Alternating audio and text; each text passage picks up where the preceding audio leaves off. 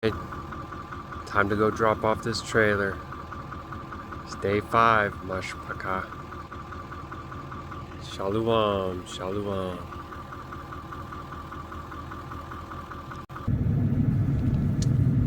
Well, Baruk Yahuah just got some great family time. Scheduled an appointment to drop this trailer off. They require an appointment, not just a phone ahead. I think that could be because they have a limited amount of real estate, but we'll see. We're going to Silverdale, Washington, and coming out from Sultan. This is my little home road right here. You're getting a glimpse of it. This is actually a really it's just a really gorgeous place, to be honest with you. So the road winds a bit. It goes up and down along the side of the mountain, making the way back to, it's like some ranches where there's like quite a bit of horses and stuff. In fact, you'll see some horses right through here as well. Really gorgeous flowers of the field, scripture calls them, and they're gorgeously adorned, the fields and the flowers, and it gives you some idea too what your own yard could look like if you wouldn't sit there and cut it all the time. But it'll play a little bit of havoc on some folks' allergies too, like mine. But I just love the way it all looks. Look at all that yellow splattered up throughout that area. It's just gorgeous. And we might see some eagles. There's a bunch of them that always hang out around this area, and geese. All kinds of critters of Yahuah, Baruk Yahuah. So it should only take a couple hours to get to the dealership to make the drop. You know, this has already been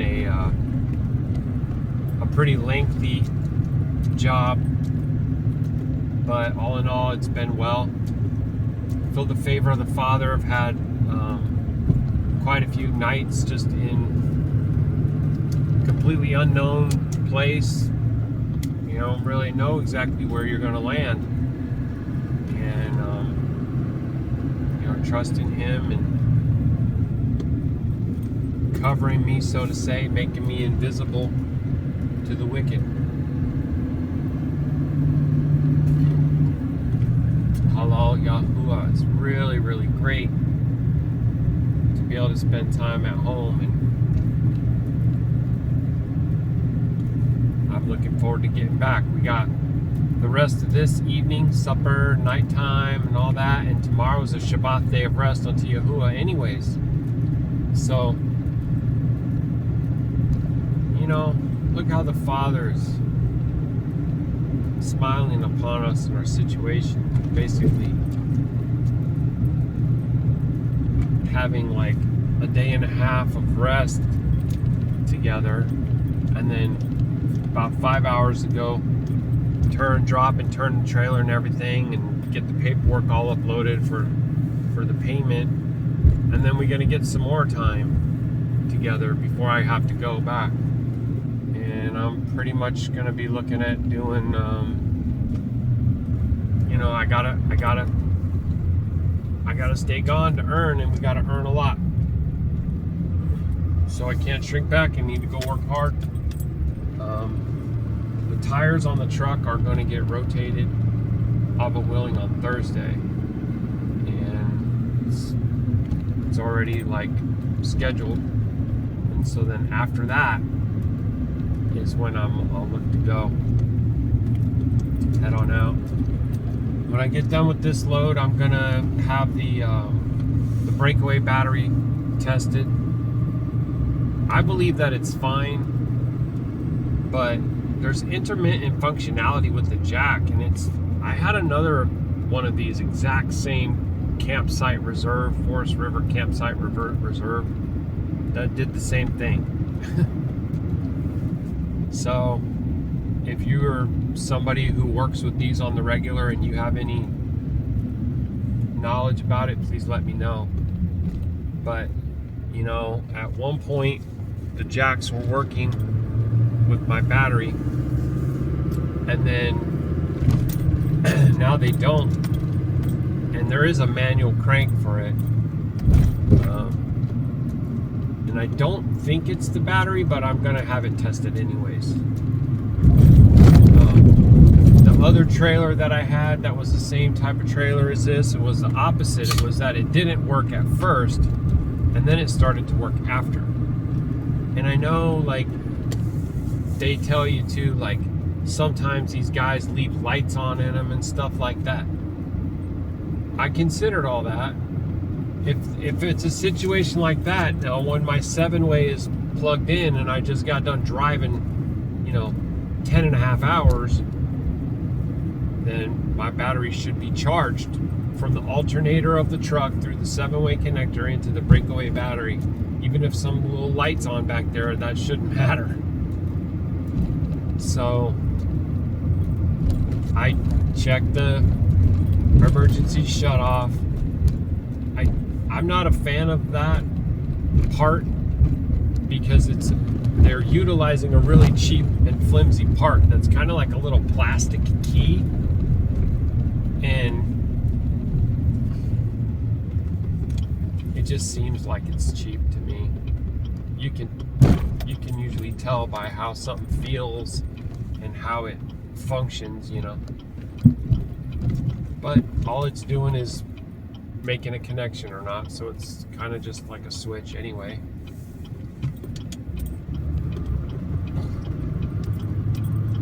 Just because it's already 2 for 2. I've had this type of trailer twice and both of them were weird. And then when I got to the Campy World with the first one, and I told the guy, he was like, "Oh, we'll probably just have to replace it." Like it's a known issue, like it's not a big deal, like he was already expecting it, kind of a thing. That's how it sounded. It might not be true, but that's just the way it sounded. So yeah, crossing over a bridge here for the river. A lot of the road that we're going to be driving on right now is to me, it's kind of like a barometer for the country, for the economy. Despite whatever happened with relief for farmers in the first Trump administration, don't necessarily see it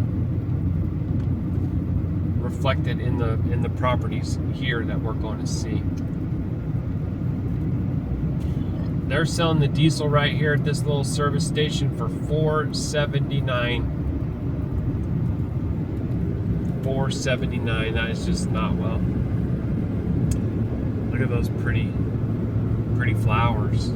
See those purple roadside flowers? See, you'll see this barn right here. It's just collapsed. And they got a couple head on this bit of land. I don't know if they're right there in the pasture right now or not. I don't see them actually. Maybe they already took them. I don't know. But this was part of my daily commute, and also we go this way on the regular when you're going like into town, so to say, right? Because that's our little town, but there's not much there. The next town over is probably only like 15 or 20 minutes down the road, and you'll see quite a large, or quite a bit more stores and shops and things like that. You probably saw that little chapel right there. They've renovated it a few times. I guess it has like a little pulpit and little pews in there, and it's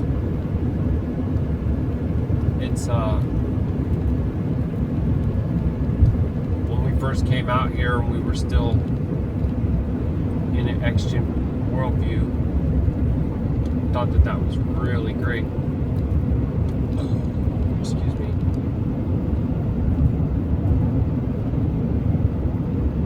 I was given a lot more understanding on things. And there's over here some cow, black and white, brown and white.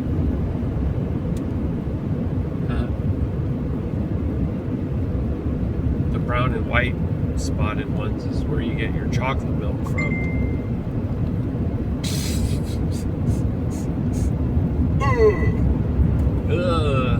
What do we got here?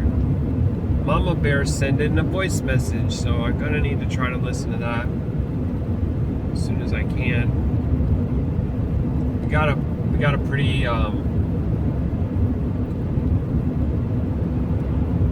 pretty straight shot going across here, so I'm gonna go check it out and see what she's saying. Be right back.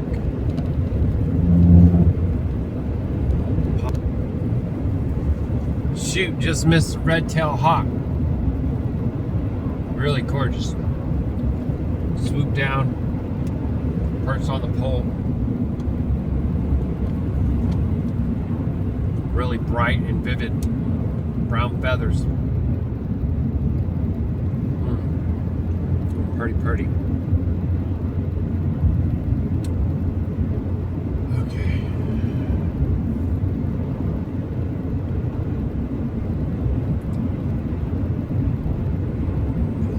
Now, I'm not a fan of some of the roads that I need to take to go drop this off, especially I-5. Yeah. Can't like I-5.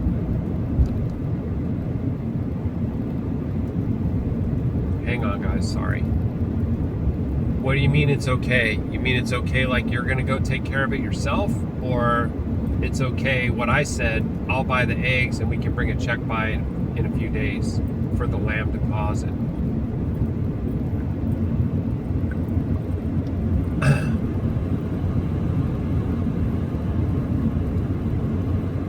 The river is looking so pretty over there.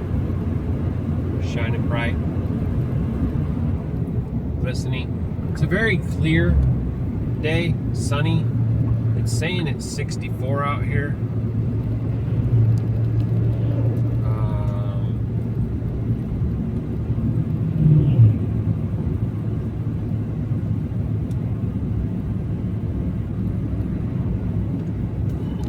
So now we're coming down into the town of Monroe. Remember I called out a few of those smokestacks in those different towns, and I had mentioned that there was one in this town, and it's right there. It's got the pyramid symbolism at the top of it. They turned it into a little bit more of like an art piece or whatever. I don't know its original purpose.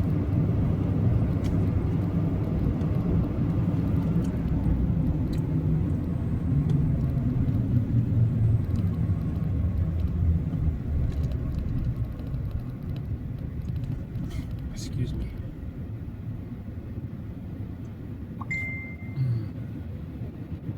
And it's another voice message. Be right back.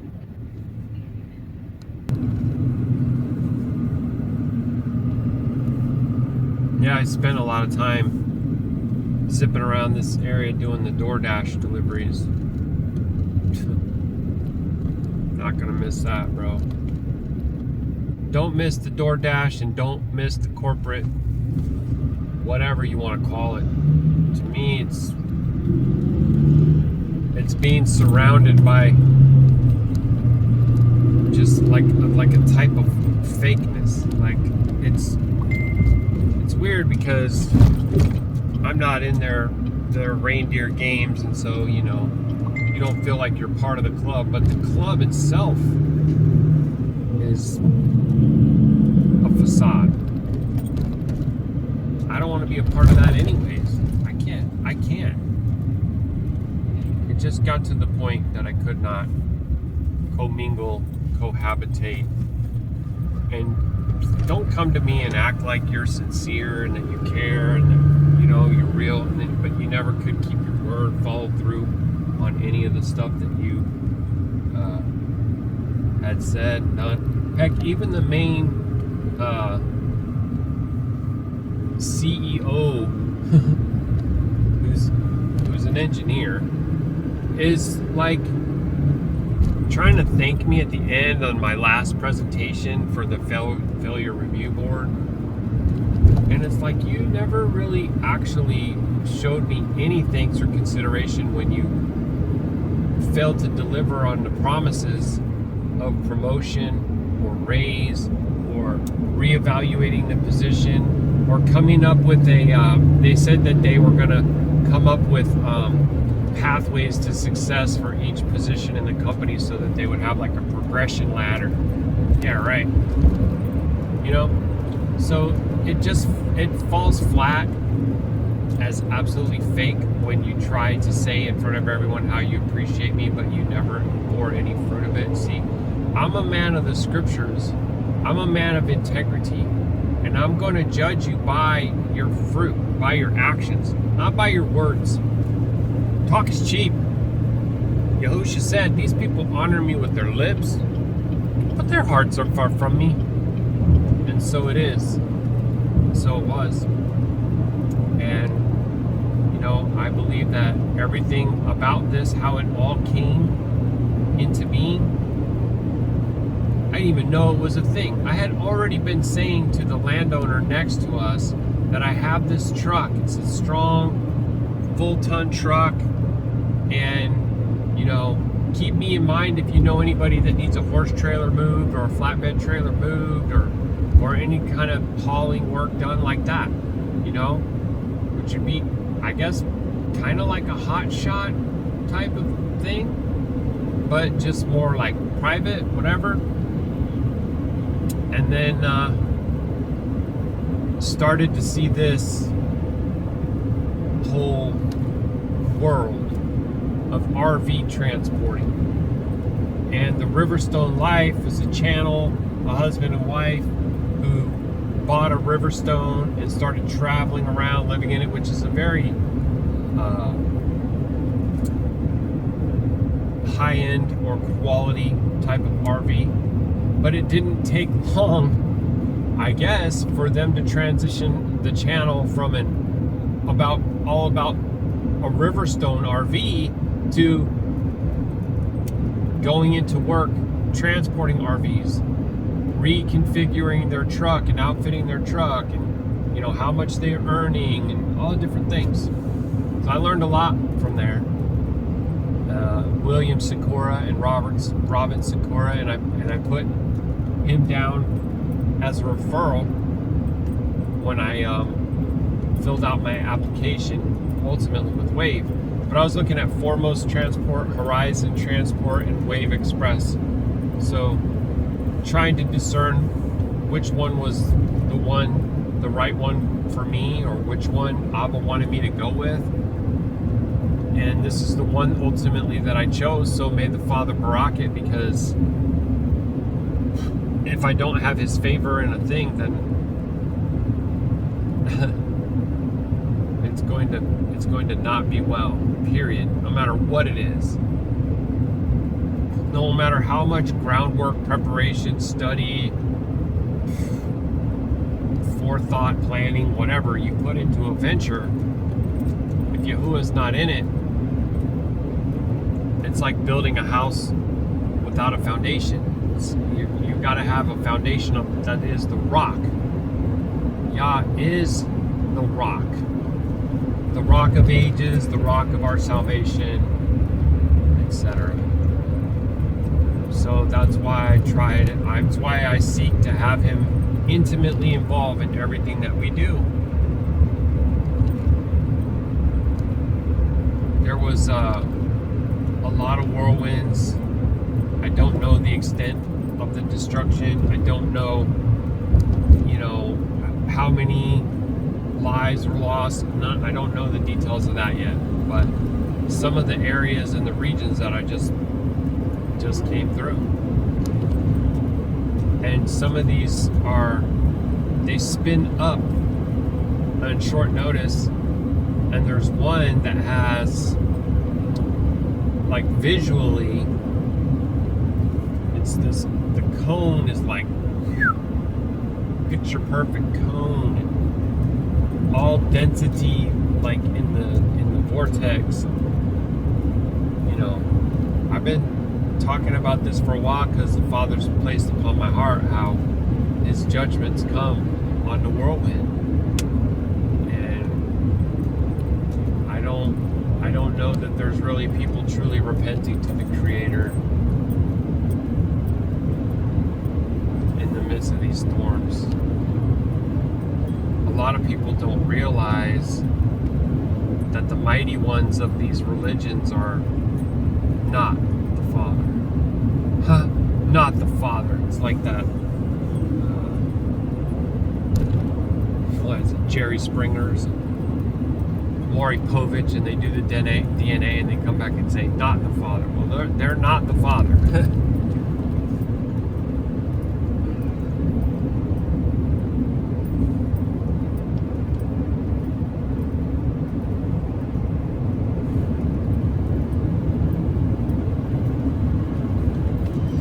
So my logbook ended up refreshing.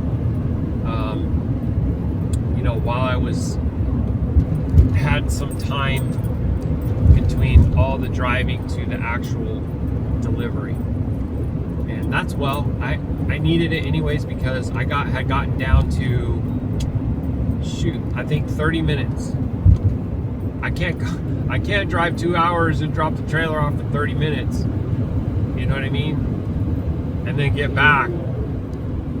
So that's at least 5 hours anyway. So I needed to do a refresh, but I'm also planning on doing my refreshes on the 7th day, the Shabbat. So it's going to basically be like a refresh, then drop the trailer, then another refresh. And so that's why I was saying, like, look how much the Father's smiling down on our situation and allowing that to happen. And by the time I look at what I got paid and then what went out for fuel, able to see that it was about 34, maybe $3,500, which is not horrible. That's for 4 loads. It's basically, in a normal cycle, I feel like that would be about 2 weeks. So, I mean, yeah, we're paying for health insurance out of our own pocket. So that's a huge difference, because that was coming out of my check before my net pay. And of course, the employer is getting the benefit at a much cheaper price because that's how the beast system works. They justify it by saying, well, they're bringing more people to the party, so they're getting a discounted rate, that sort of thing. But, we should collectively, just as almost any little type of group that we want to make ourselves, small business owners should be able to get into a group policy, right? Transporters. What about all the people that are owner-operators in the trucking industry? Do they have their own insurance groups? And if so, can RV transporters get in on that? And then the guy that is the insurance broker that deals with my former company said that he was going to get back in touch with us because he wanted to talk to us, that he felt he could basically beat the Cobra rate. And then of course he never did. And that makes me wonder if I should be following up with him at all. And there's a huge part of me that feels like, once I get my leg and whatever it is that we need to get completed, that we detach ourselves entirely. The stuff that goes on makes me sick. If you're dealing with a situation and you have, well, I shouldn't talk about that one. I'm not going to talk about that one. let's just say that the writing is on the wall everywhere about this beast system, and ain't nothing Qadash about it.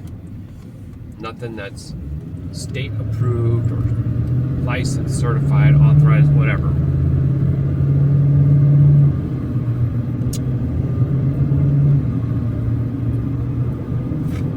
Just like Yashar'Al, when they came out of Egypt, they had to come out, completely out, physically out.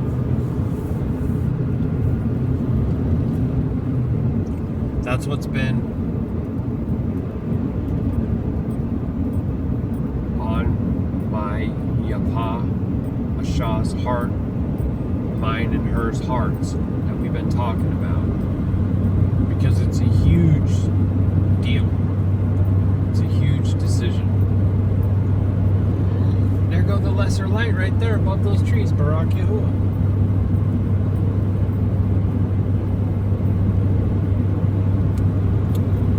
Even when I was very young, I could discern and I could see that whatever the food is that they show you on the menu or up on the sign, it's not real. It never looks like that. It never lives up to the advertising or whatever. And it used to drive my parents nuts, because when we were traveling across the country in 1982, when I was all of 9 years old. That's wild. Yep. I would want them to take us to a buffet to eat, because I wanted to see the food that I was going to get, if I was going to want it or not, because I would order something off of the menu, how it looks like, and then it would arrive and it would fall short, and I would feel, or maybe I just wouldn't even like it. Well, I guess when you're 9, you kind of associate what something looks like with what you think it's going to taste like. And it's true in a way, because, you know, texture is a thing, right? If you're eating lasagna and the edge of it's burnt and that grosses you out, then you're not going to want that lasagna as a child. You know what I mean? I'm not going to want to eat the carbs and the sugar now, so I won't even order it. But if it had like a burnt, crusty edge around the outside, I have zero issue with that. But when I was little, it's different. That's just how it is. But yeah, commercials on TV. Fake, phony, and false. Yeah. Spend our whole lives chasing our tails in vain pursuits of some sort of contentment and shalom, not really realizing what the real source of that is. You ain't gonna find it there, family. You ain't gonna find it in the stuff that you buy or eat or whatever. The only contentment that you have in food is giving thanks to the one who actually provides all things. My food never tasted so well. It seems like every cup of coffee I have is just the best cup of coffee I ever had, when I'm actually able to properly give thanks to Yahuwah for it. Yep. The key to our gil, which is Qadash way of saying J-O-Y. I don't say J-O-Y if I can remember. It's associated with the foreign mighty one.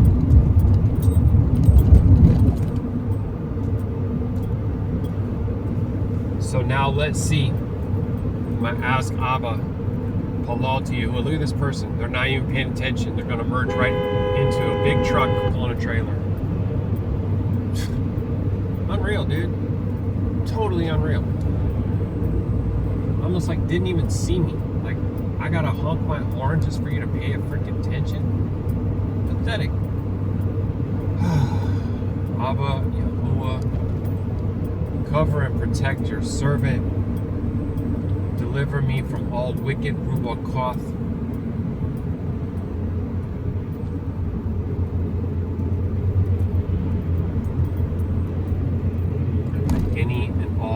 vessels that are under their influence. So, in your Qadashayam, Bahasham, Al-Kasham, Yahusha, Amen. Oh, baby. It's not well.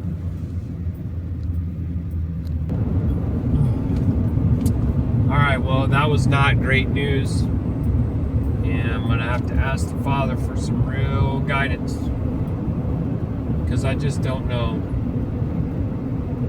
So we have really been called out of getting items from the grocer. And we started to order stuff from this company, Azure, Azure. And they have local community drops every couple weeks. The last one was on a Thursday, I believe. And we really thought that this one was going to be on a Thursday as well.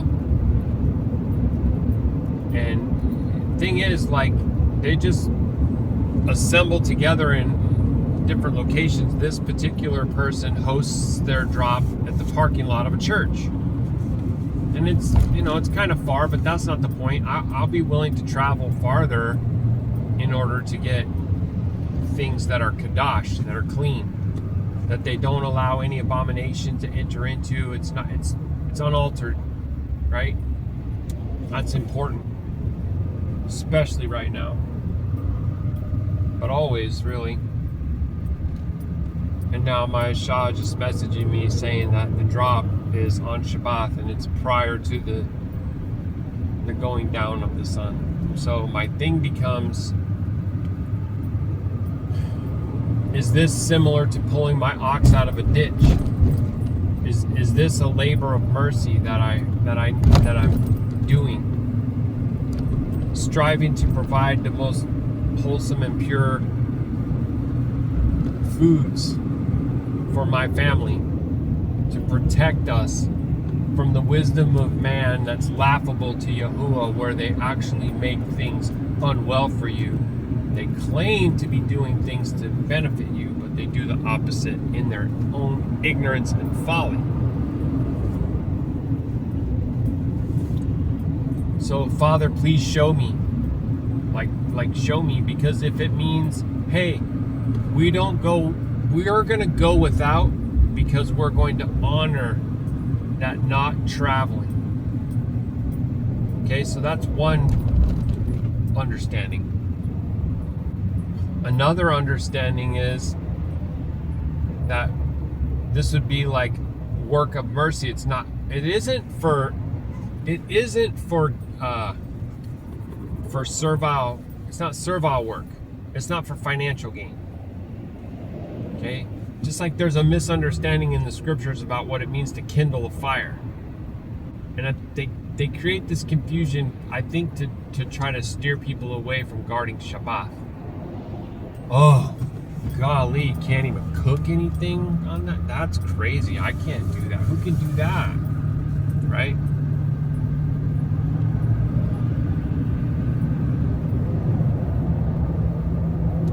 And we're sincerely trying to understand that. Sincerely trying to seek and understand, exactly what it is that we should do. One thing I could do is I could pack up my clan and I could depart in the fourth watch and get to the destination while it is before the sun rises, because the Shabbat is from the sun up to the sun down, period. It is not what they say, and it is most certainly not from nighttime to nighttime. But anyway, I got tons of information out on that on the calendar playlist if anybody's really seeking, or if you have a question, you can always message me and I'll do my best to answer. But I'm not going into that again right now. So we are on the 405, and it is, what am I going? I'm going 17 miles an hour right now. And it's looking like this for, I don't know, maybe a mile or two right now. We're going to see what happens with it, but this was our theory that it would be better now than the morning, yeah, you might as well be in morning. The morning commute.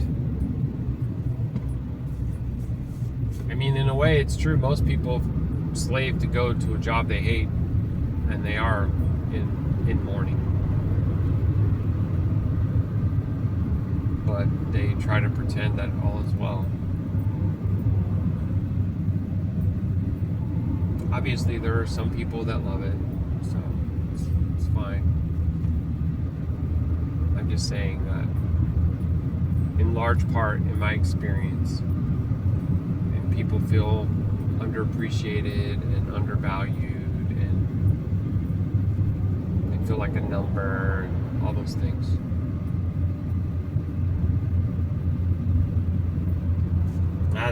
That really does stink about the Azure. So then I would have to get them there, so we would basically be at that place when the sun rises, and we would be there all day.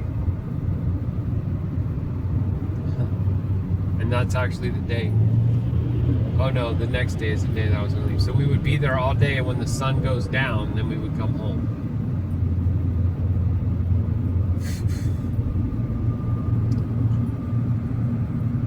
And the food, it's not packed in such a way to last all throughout the day.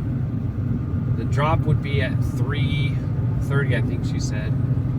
The sun don't go down over here until really late. It gets really late when the sun goes down. So those are the three options that I can think of, and they all suck. Not get all the stuff, and some of it is Qadash chicken. Then there's spices, and there's cream. I'm trying to think. I'm not sure exactly what all else, but it's a lot. Not get it at all. Consider it to be like a work of mercy that I need to go and basically free my ox from a ditch, type of a, scripture. Or that we go, that I drag them out there at night and keep them there through the entire guard of the sun.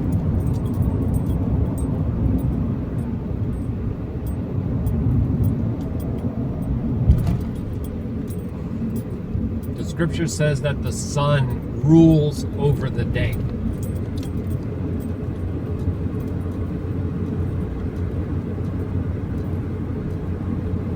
Here's some more of that construction. You can see everywhere around here.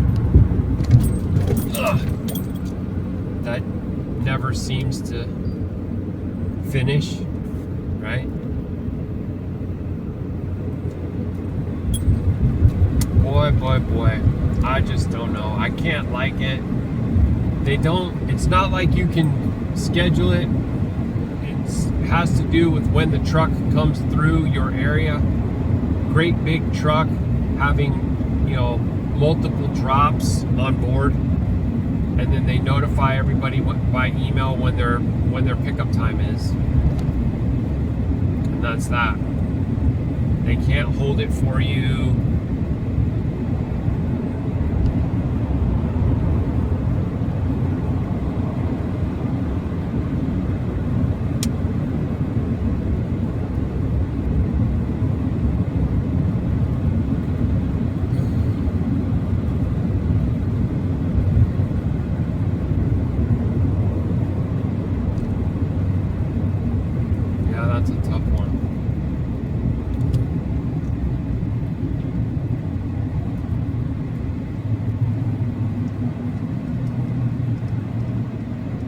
So I'm dealing with some of the traffic type of concerns that I had with this job, and we'll see. Like, may Yahuah keep it to a minimal, because sometimes it's parking, sometimes it's that you need to get over and you can't, sometimes it's that they need to signal a little bit before they come over and they don't, so they're just jumping right out in front of you. And I feel for all the big truckers that deal with this stuff, and they bring stuff into these very crowded areas, so it's part of what they do to deal with it.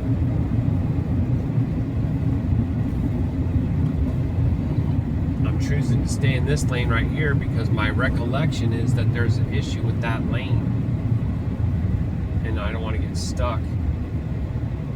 It's happened to me before, and I needed to get over and I couldn't, and then the next thing you know, I'm going 5 miles in the wrong freaking direction. Can't like that. Howdy.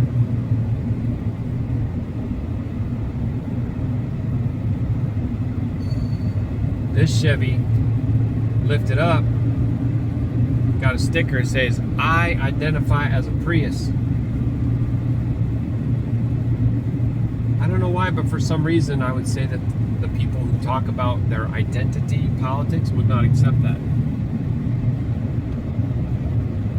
So, triggered, right? Triggered. Obviously, not a Prius. Can write "I identify as a Prius" on all you want. That ain't gonna make it. So far, I hadn't seen a single chemtrail in the sky. Baruk Atah Yahuah. My experience has been, just check back in an hour or so. My experience.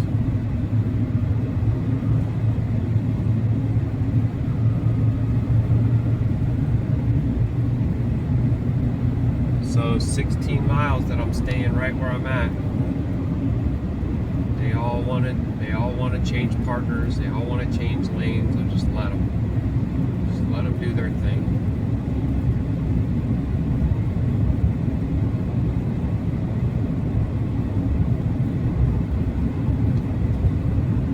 I actually have a 40-minute cushion as of right now. I very intentionally leave myself a cushion. Because I know, for one, I'm not going to be pushing my speed. I can't afford to take chances. If I increase my speed, it's because I can discern I got quite a bit of clearance ahead of me, and everything, the flow, you feel the flow, the entire, every lane, all of the flow picking up, and then you say, okay. Also, there could be a mishap where I'm not able to make a turn or something, so I need to be prepared for that as well. Got a bunch of folks merging on right here. Still have 15 miles. Gotta watch out right here. Any of these people jump suddenly, just like that motorcycle just did. See that? And the car in front of him did, and now they're already the next lane over. So if I'm not leaving myself safe distance, they're going to impact me. It's going to cause me to have to hit my brakes hard, and I've got to, I'm pulling weight. That one almost turned into that one. Baruk Yahuah, that they saw in time. So, but the thing that I'm going to look for next is the thing that I'm the least looking forward to. I-5 south to Portland, towards Portland. And I have to go all the way down to the Tacoma area so I can circle around the South Sound of water and make my way back up the peninsula part. You can take a ferry across. I'm not interested in doing that when I'm this long. I really don't don't like to do it in general unless it's just like a family outing day and we've got all the time that we need to just kind of sightsee and whatnot. Because it can be pretty, you know. Obviously, you're out on Abba's water, so minus the pollution and the eyesores of like some kind of factory or whatever, it's gorgeous. You can get to a section where you can see any kind of creatures, you know, any fish or any birds or anything like that. It's all gorgeous.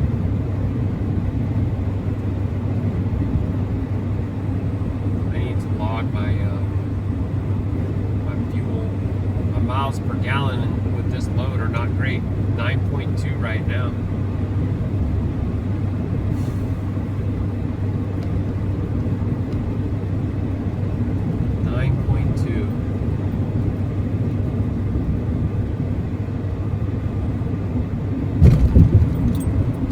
Actually less than half of what I'll get most likely bobtailing back. I got close to 20. Of course, now I have the rock guard on there. I'm not sure how to take that off.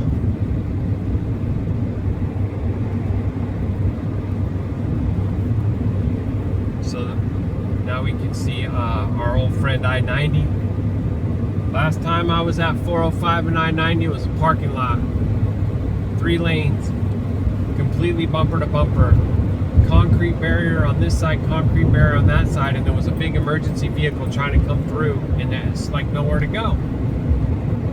Got probably 250 feet behind me. I'm looking in the mirror, and at some point, I didn't see the lights no more. I didn't see the truck no more. I think they had to shut it down. So here's what I was discerning. You see, all these lanes are going bye-bye. Adios. They're all going up 90. So that's kind of why I wanted to stay right here. This is basically the new right lane. Just try to keep the speed down under a controllable amount. Try to stay as far to the right as you can without getting yourself stuck, because you don't want to have to change lanes a lot.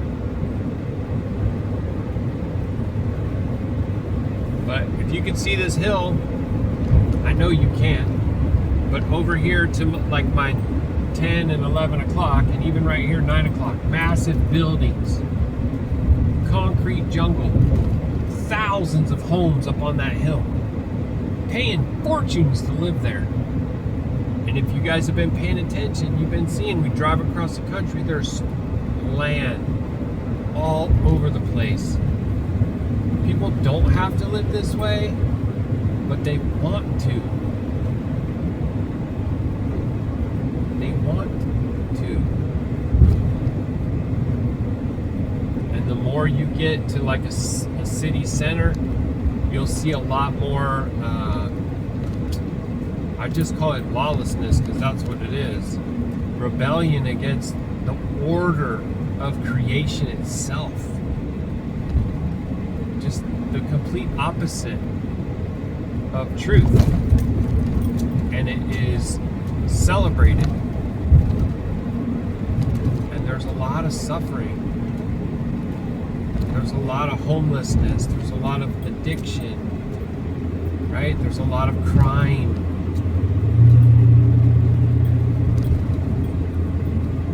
And it is a buffet for demons. Yahuah showed me. They feed on it. They're constantly having their devourings. And then with these massive whirlwinds coming, and the fiery mountains and the earthquakes and all the rest of it, war, famine, pestilence, etc., the numbers are going to just increase.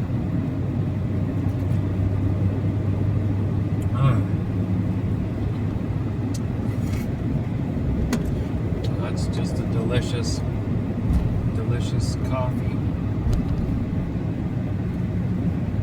coffee grounds from Azure. We got our cream. I don't think we're getting the salt. I think we're getting the salt from, I want to say Baja Gold.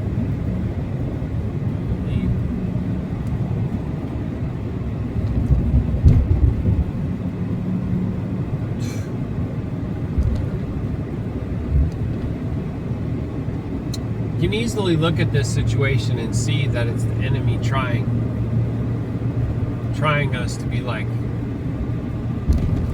you know, like the accuser says to Yahuah, watch, I'll tempt your servant. They care so much about eating clean foods that they'll break your commandment in order to get clean foods.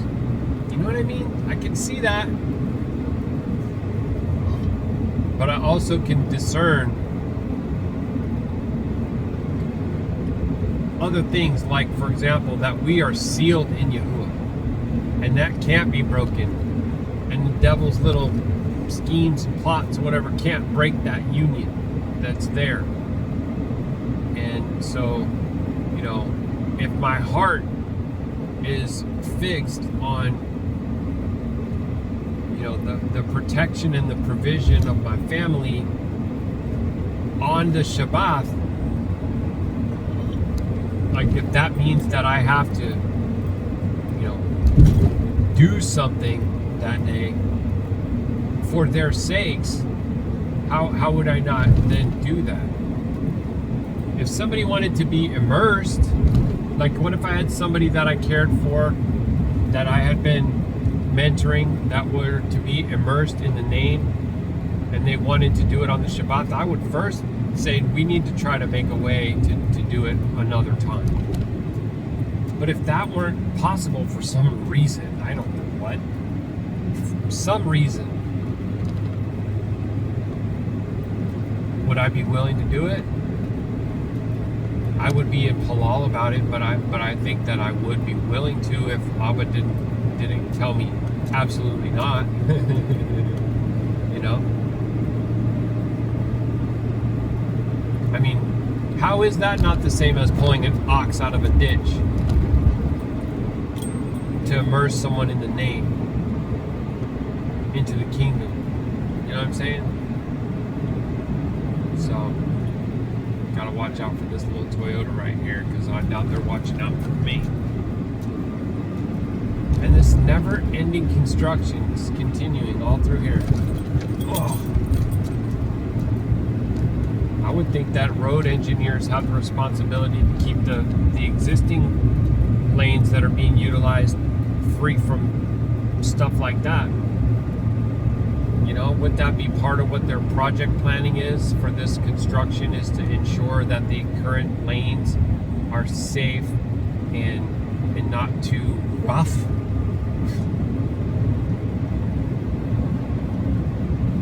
I would say so. Then I would be forced to say, failed again, right?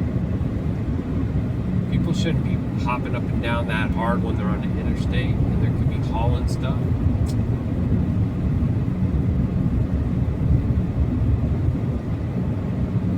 Now we see $5.09 for the diesel. $5, you guys. Maybe I'll say halfway to the ultimate goal of $10, because I wouldn't be surprised if it happens. I would not be surprised. It feels imminent that the word will come out that Iranian assets have struck U.S. military targets, and that the U.S. has no choice but to engage and eliminate the threat completely and rapidly. And then they use that to turn around and say that there's all these so-called sleeper cells in the United States, radicals, blah blah blah, you know, that are against freedom, and they're against liberty, and they're against justice, and blah blah blah. Just change the uniform on the paid actors, and they, you know, or rebrand the movement from anti-fascism to anti-capitalism or anti-globalism or anti-Zionism or whatever. Excuse me. Woo-wee. Had some lamb this dawning with my egg.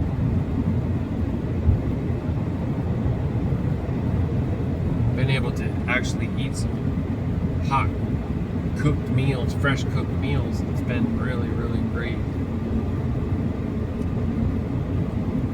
Spending all this time with my family and our little puppies. And the little girl, Gidget, she's a little daddy's girl now.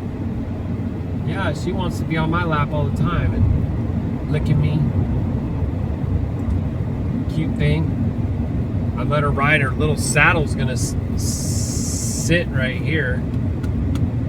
She was hanging out in it. She was rolling around in it, rubbing up against the little, whatever the little fur that's inside there. So when she gets potty trained, I'll be willing, she's gonna be a road dog. We thought it was gonna be the boy, but boy, Scout just clings to his mama. He's an absolute mama's boy. He watches her everywhere she goes. She goes into the kitchen, he'll go sit right there outside the kitchen, just stare at her and watch her what she does. So cute. They're so cute. They're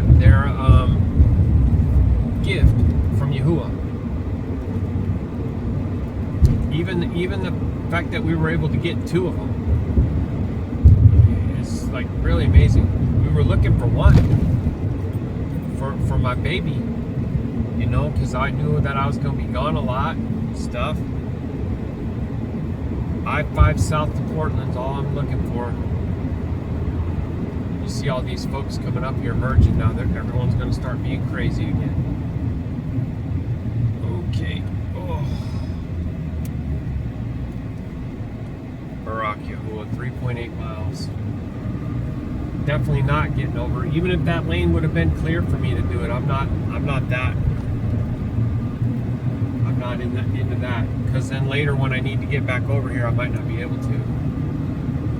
And trust and believe some of these folks, they aren't going to give you an inch.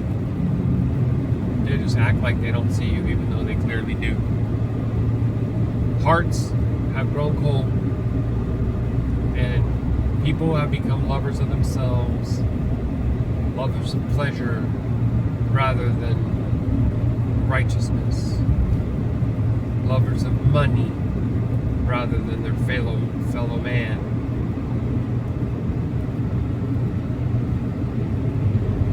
It's nothing but a barometer that there's a thing called a selfie, and a selfie generation, and they actually put it in the dictionary, right?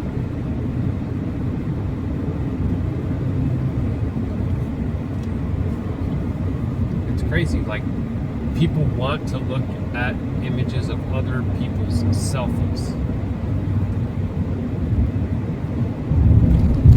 right? They're not making the, like my baby took my phone and she took a picture of herself giving me a kiss before I could look at that later. She wanted me to have that. It was like a surprise. You know? That ain't what they're doing. They're making that face all the time because they think that's the attractive, whatever. They're not doing it as, you know, like when you leave a little love note under your wife's pillow. It's not like that. It's all about themselves. It's selfie. It's selfish. That's all it is. So I got 2 miles until I get off. Now the question is that far right lane going to be there, or is it about to go by the wayside? 60 speed is okay. No reason for me to go quicker than this.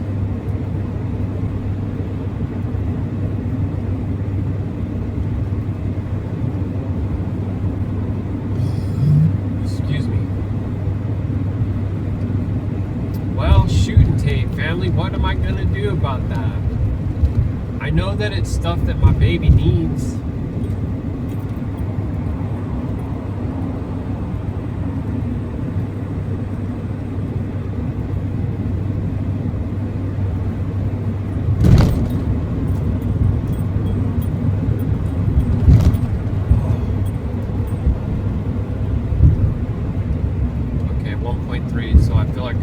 there comes a sign. You get over. I-5 South. Oh, I got over too soon. There you go, perfect example of what I was talking about. That lane became exit only for northbound I-5, which goes to Seattle. I need southbound I-5, which goes towards Portland, and then the exit for that one will come up after this. So probably this lane that I'm in right now is going to be Qadash and Halal Yahuah, Baruk Yahuah. I believe that I'm going to be in the proper lane for what we needed.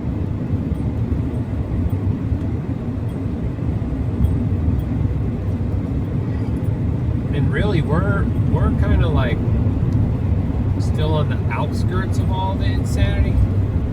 There's an airport which they call SeaTac, and it's Seattle/Tacoma. When I first came out here, I went to some training for 911 operators, and we had 2 SeaTac dispatchers there. And I want to say that they said that there's 4 Starbucks. So if they get a report, say a person's having chest pain in Starbucks, they have no idea which one. They have no idea which one. And most of the time, that's how the reports come in. People are like, "Oh my gosh, where are you?" "I'm at the Starbucks." "Which one?" "I don't know, the one by the McDonald's." Okay, now that's 3. You know? It's crazy. Alright, so this guy's only 13 miles. I'm very clear to jump over one. I think it's wise because a lot of times, like I said, that far lane will turn into an exit only. I think it's already happened 3 times just today to us. We haven't been out here that long. Excuse me so much.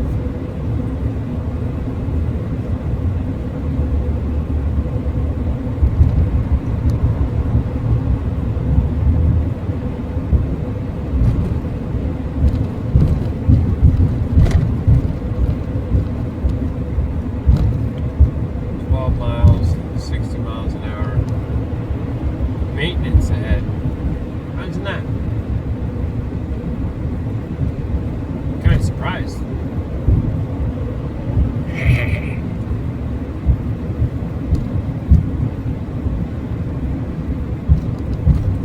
I wanted to pick up my leg. I got my pre-approval on it and everything, but it just so happens to be at the time that my dispatcher's on vacation.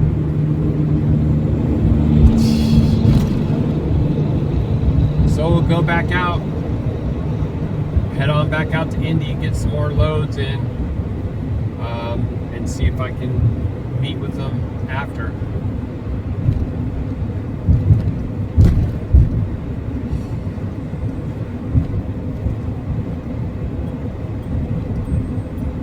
Of course, being mindful that I might not ever get it. It's always a possibility. Always a possibility.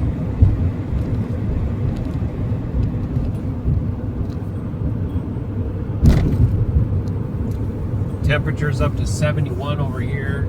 Feel a lot of heat. Sun right here coming down through the glass. Right over there is Mount Rainier. Looking very majestic and very tall. The mountain looks incredibly tall, even when you're so far away from it that you should not be able to see it, because it should be wrapped in curvature, but there is no curvature. You can see the base foundations of it and everything. You can see the whole thing right there. I don't think you can see it.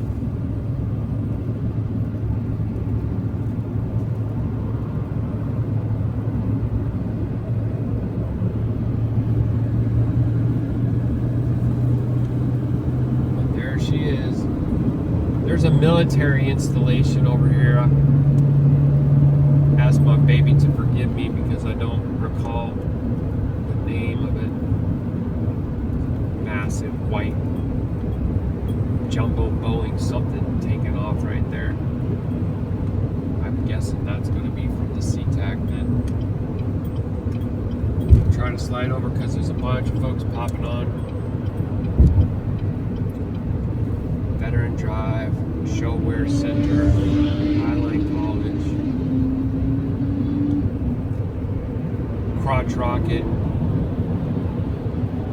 probably pushing 95.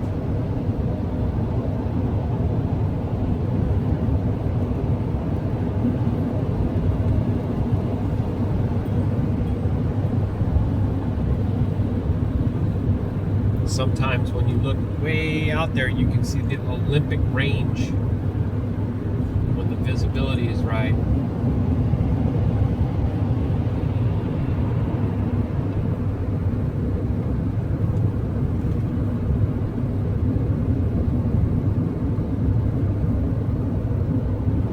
All in all, I feel like this job was a really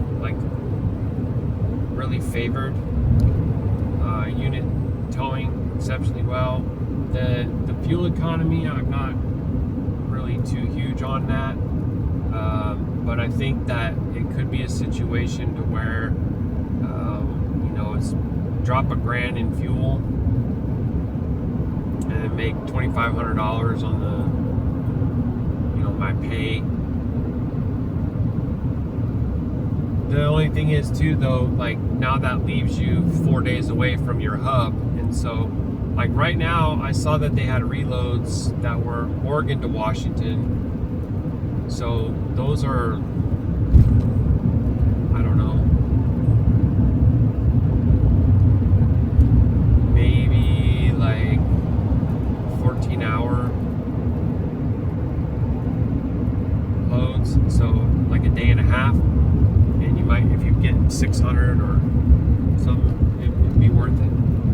But I think I need to make sure that I get myself back, because I really need to try to get one of the $3,000 and $4,000 loads right now, because we're coming up to only 2 weeks remaining before say July 2nd or 3rd kind of a thing. So we have a lot of different bills that fall in the beginning part of the month, and I need to get on those. I mean, I'm very concerned. I might sound calm about it right now, but I'm really not. And I might want to reach out and ask for help, but I don't really know even who I'd ask. And heck, I got people that I lent money to that never paid me back. That's why I kind of really feel like it should be like a gift. The only reason on this last one that I didn't really do it as a gift was because I was trying to encourage the person to man up. Just trying to encourage a young guy to man up and to set for himself, okay, I'm gonna pay $50. I'm gonna pay $150, whatever, some kind of a schedule, a routine, and then just take care of it. It's not working out that way. And then the other person, I actually lent them $2,000, but it was requested as a loan. It was never. It wasn't like I said, okay, well, I'll help you, but you're gonna need to pay me back. They insisted, but they were deceivers and they were liars, and they took $2,000 from my family's mouth. And so I say, Yahuah, deal with that. And he will. Guaranteed. Guaranteed. Right? Just like the ones who have given a gift and did so willingly. Yahuah sees that. Even if they don't know him.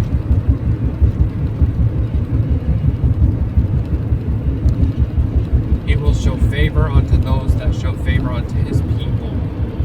His real people. Oh boy.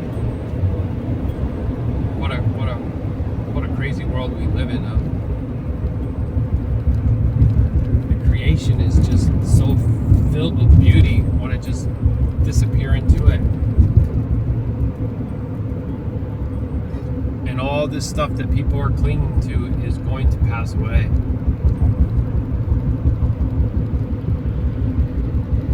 We're already seeing a lot of things collapsing in the technology, and they'll blame cyber attacks, and this is what people will believe.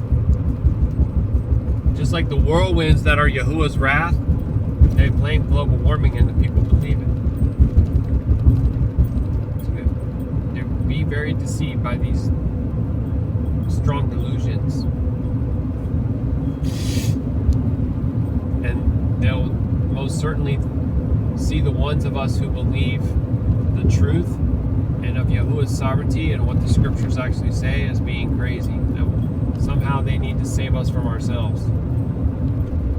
And that in so doing, they'll be doing, the Father a favor kind of a thing. That's going to be the belief of Christianity.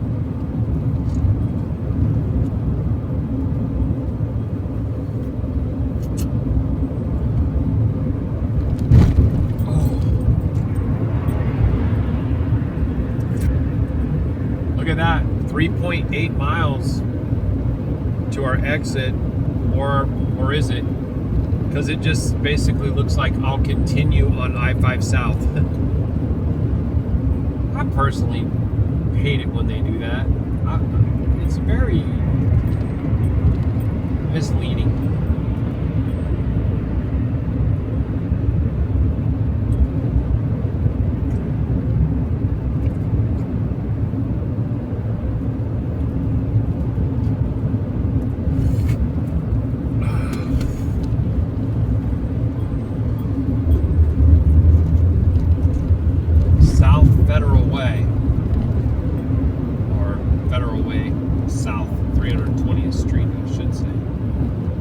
City center.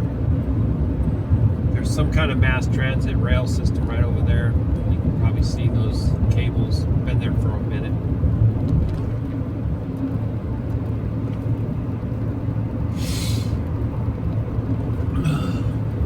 See if I can block just a little bit of that radiation. Oh.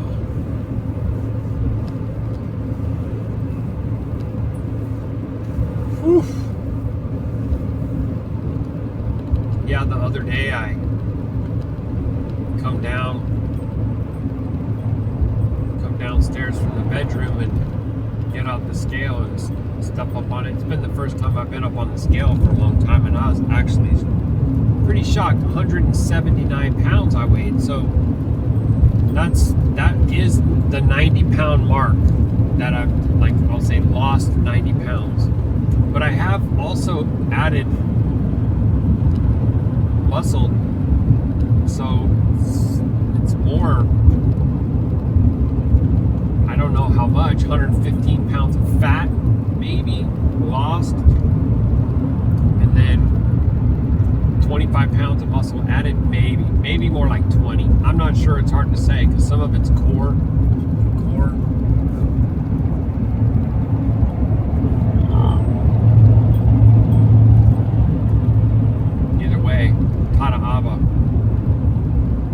Been feeling great with the change in the foods, not eating all the sugars, highly acidic, toxic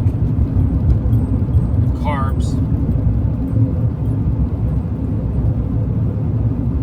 and a lot of the just stuff that comes off the shelf at a grocery that comes in whether it's an aluminum can or a plastic bottle or whatever.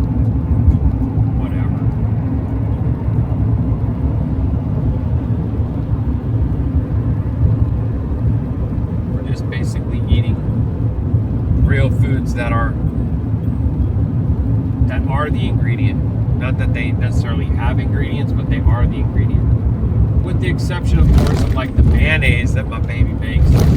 She uses a little bit of oil and egg and makes mayo, which is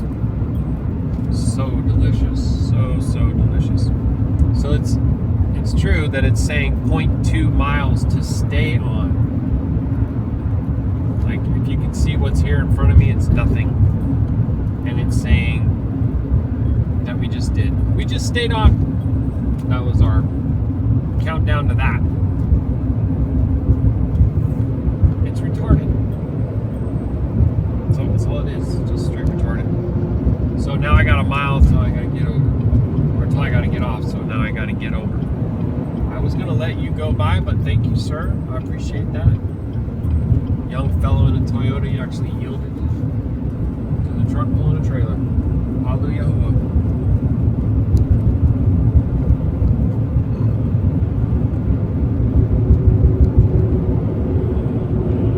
It's a big water park, wild waves theme park. I don't see anybody there.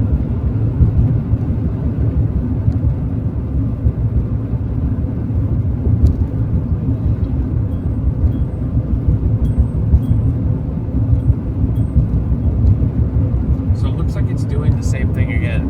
Oh, yep, it just did. Look at that. It was the same dang thing, y'all.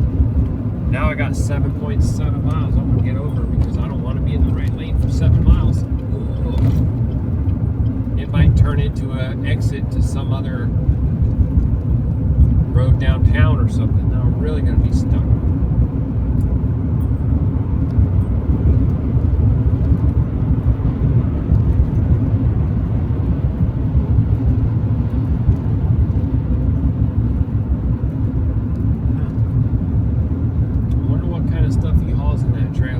Truck and trailer all match, and he's got like a red flashing light for his dome there. But that could just be his own choice of accessories. It doesn't necessarily mean it's for some kind of a company or something. It could be his own. Could be his own company, right? His own LLC.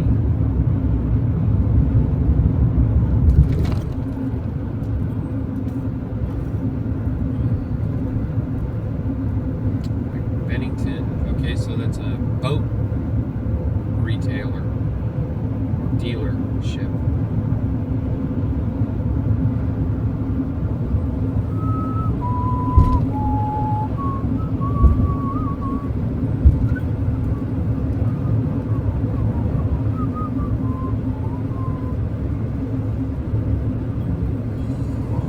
Construction, and it looks like it's trying to say 50. I'm going to go ahead and slow down to 50. What do you think the chances are other people do? Zilch.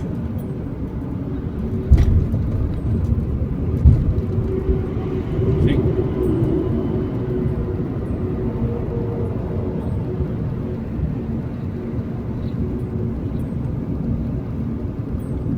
Some mega construction going on here. Looks like they're building an on and off ramp.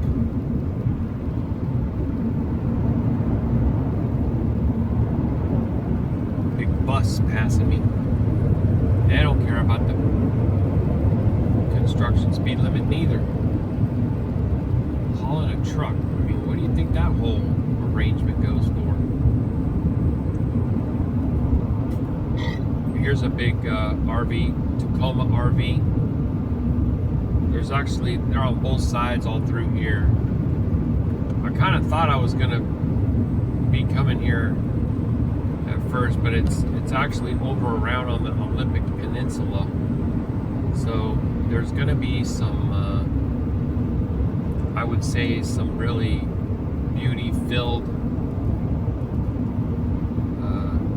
scenery once we get up a little bit away from all this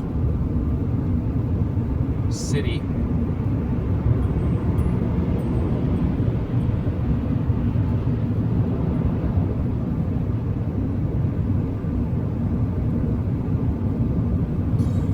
Excuse me.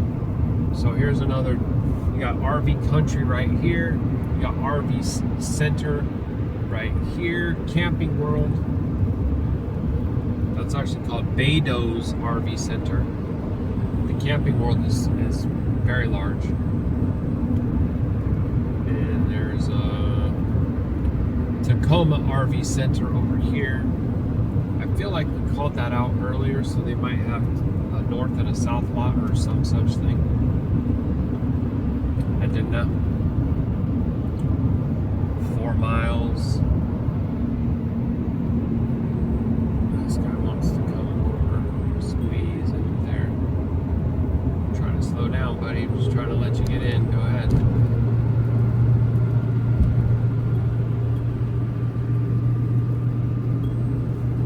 Well, there's a port of Tacoma.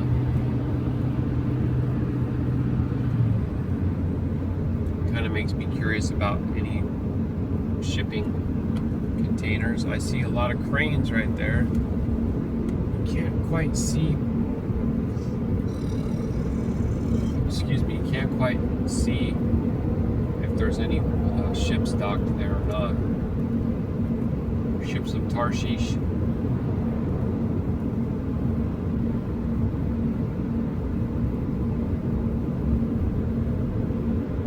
I feel sorry for anybody who thinks that what I just said is not the truth. I really, really do. You know, in the book of Revelation, it says that the merchants of the earth weep at the fall of Babylon, those who have become rich off of her wares. It's referring to the merchants of the earth and the ships of Tarshish.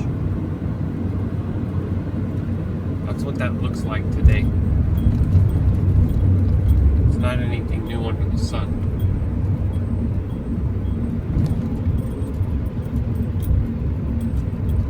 Some of the wares that they peddle in are shopped for underground, so to say. Brett Michaels is coming to this snake pit right here. The Emerald Queen. Emerald Queen, you guys. Along with Flo Rida.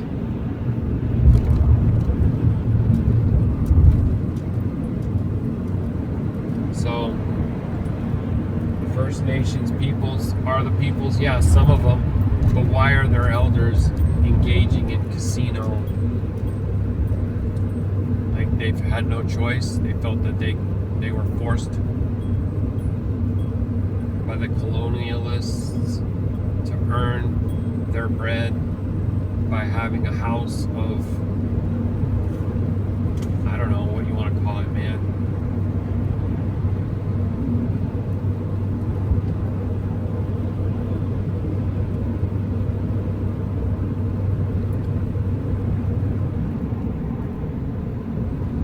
.6 miles, and I need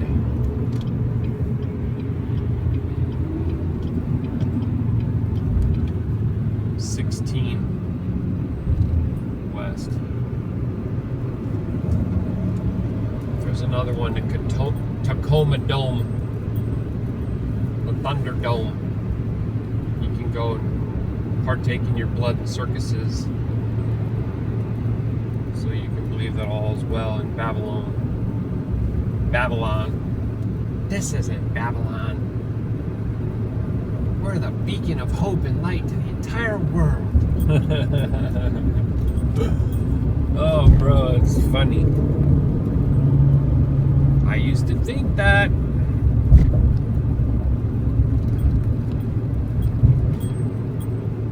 The indoctrination is very, very strong.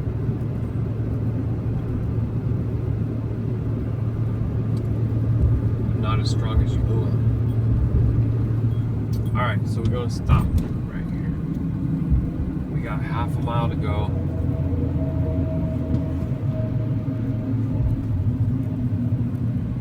Tada Abba. Baruk Yahuah. The thing that makes me probably the most sad about this current arrangement of my work is that I'm going to need to get fuel. Like, I don't have a complete tank's worth of fuel. So let me see, it's not telling me my exit number. Okay, 16 right there, Gig Harbor, 16 west. So I gotta start trying to get over. I gotta start trying to get all the way over. Abby, she pulls. She's strong. Kau. Baruk Atah. So this is my high flying exit over here.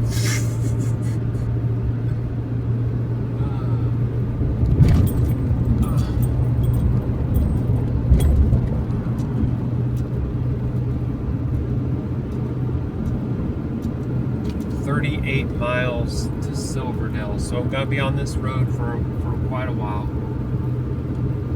It's gonna wrap around. That's the very southern part of the sound. Ugh. So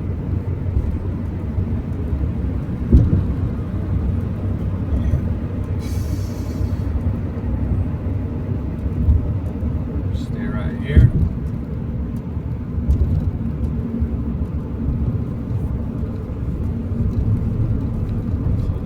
Maybe wait, let me just see if I'm gonna need that again. I don't think so. I think the sun is gonna be directly behind me now, if not more right, like overhead. Okay, gotta get over, guys. Don't let me come on over.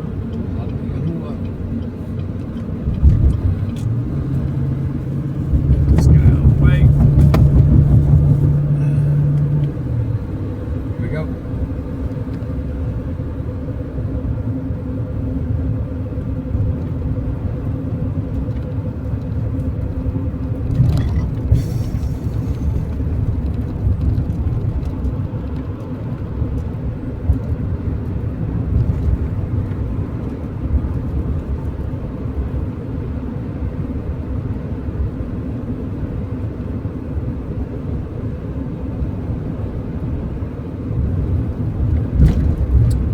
That's right. I was mistaken about the water, and I do apologize, but we're going to go over a really cool bridge. So my Yahusha was saying that it's actually pretty scary bridge.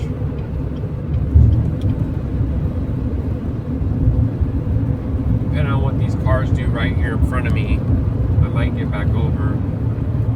They look like they were going to get in my way, so I just wanted to move over. That one already took off. This truck is kind of staying out in front, and then this guy's closing the door on it anyway, so I can't really get back over. So guess what? We'll just hang out right here. There you go. That one's turning into an exit only anyways. So now they're going to be wanting to try to figure out how to get out of their little thing they're stuck in. He had to slow way down to get back behind me. I'm not trying to trap him. I mean, I'm just have my cruise control.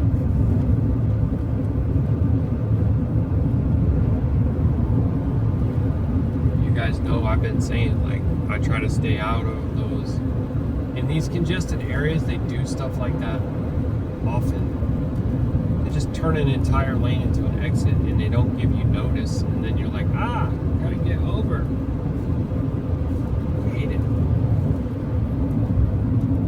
But they're supposed to be the ones with the plan and the division, or the plan and the vision to take us into the future and beyond, whatever. Claiming to be wise, they're literally fools. They're fools.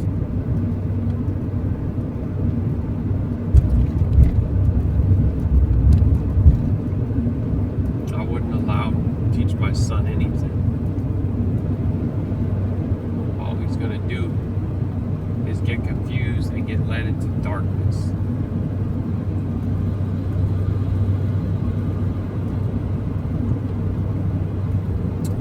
"37 minutes, Baruk Atah. We got a couple of turns, and then we're going to see this bridge. And you know, I'm right there with my baby. Sometimes I go on these bridges and I just can't like it. In fact, this one here is already apparently collapsed before. Freaking kidding me. I think we're going to be seeing more bridges collapse too. We've already been seeing bridges collapse. You see 18-wheelers going off overpasses, and boats crashing into freaking bridges, like, but everything's normal. Nothing to see here, folks. All's well. Yeah, that's why you won't catch me in a plane. Not only do I not have confidence in the fabrication of the plane and the quality control and the non-conforming material reports that they highlight on 60 Minutes, where they go steal non-conforming parts out of the locked cages just so they can get that plane out because they got a quota and they might get a bonus. That should be like a high crime or crime against humanity or something, because you're putting people's lives in danger, in jeopardy, when you produce a plane that transports people with known faulty parts. Get the freak out of here. And then you got all these issues with the pilots and stuff like that. Just falling out, just like that. Boom. Yeah, dude, no thanks. No thanks. So here we go. This is called the Tacoma Narrows. Can't even like the name. I can't. No, we just so happen to have 33 miles until our exit. Imagine that. So I don't know how much of it you can really see, but one thing you can see is the beauty of the creation down there. The view of that water and those trees. And just imagine what this place once was. Back when it was just tribes. Or back, I don't know, why don't we just do 6,000 years ago? Excuse me. Now there's big fancy rich condos and high-end luxury electronic vehicles and whatever else. You know.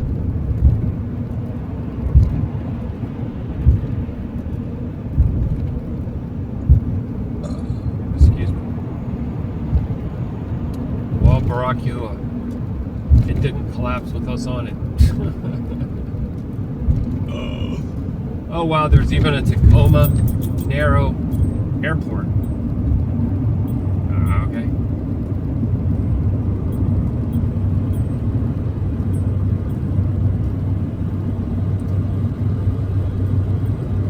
With the 5G towers there.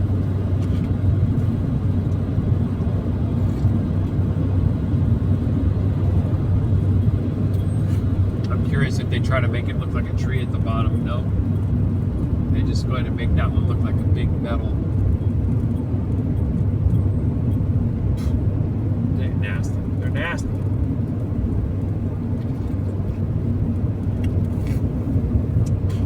So in Washington, these weigh stations say 16,000 pounds or less, and I already know that I'm at 15.5, so I'm not going.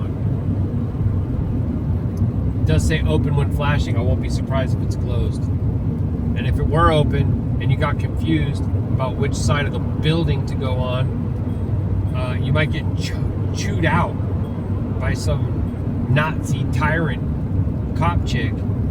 You need to pay better attention.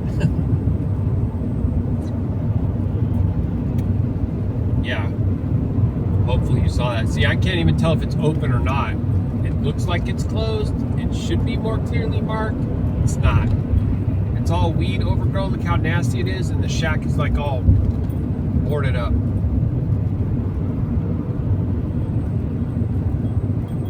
I gotta get over. This lane's ending. See, they do that stuff to you. They gave me, I got a half a mile notice. That was enough, but could have been worse. As soon as I signaled that work truck, that box truck got right out of the way. Thank you, sir. Appreciate that. I'm not really interested in going faster. So I'll be about 35 minutes early. Obviously, I'd rather be early than late. Tried to discern what she was saying about parking. She said, go up the hill to the back where the fence is that says no RVs beyond this point. it's really weird how, like, you know, when you deal with some places, everything's really clear and straightforward, cut and dry, no problems. It's the same corporation, like they're camping worlds. Every load that I've dealt with so far has been a camping world. I did have one that was customer to customer, but it was camping world to camping world. And then I had 3 that were manufacturer to camping world.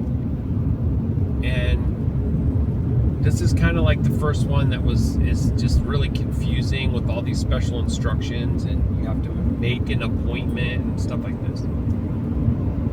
But it's been my experience in dealing with the municipalities and the governments in this state across the board too. So it's a cultural thing as well. And I think a lot of the people that are from here don't think it's abnormal at all, and they'll literally immediately say, oh, that's just to ensure this, or that's just to prevent that, or yeah, we do that for this reason. Like, they know how to defend the beast system very well, and they can't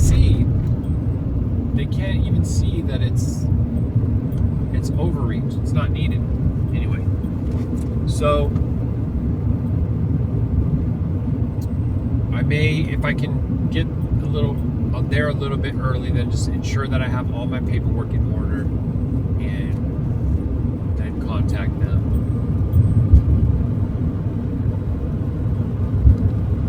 Even though they say, you know, I had said that I could be there between 12 and 2, and they made an appointment time of 1 o'clock. Oh, it's funny.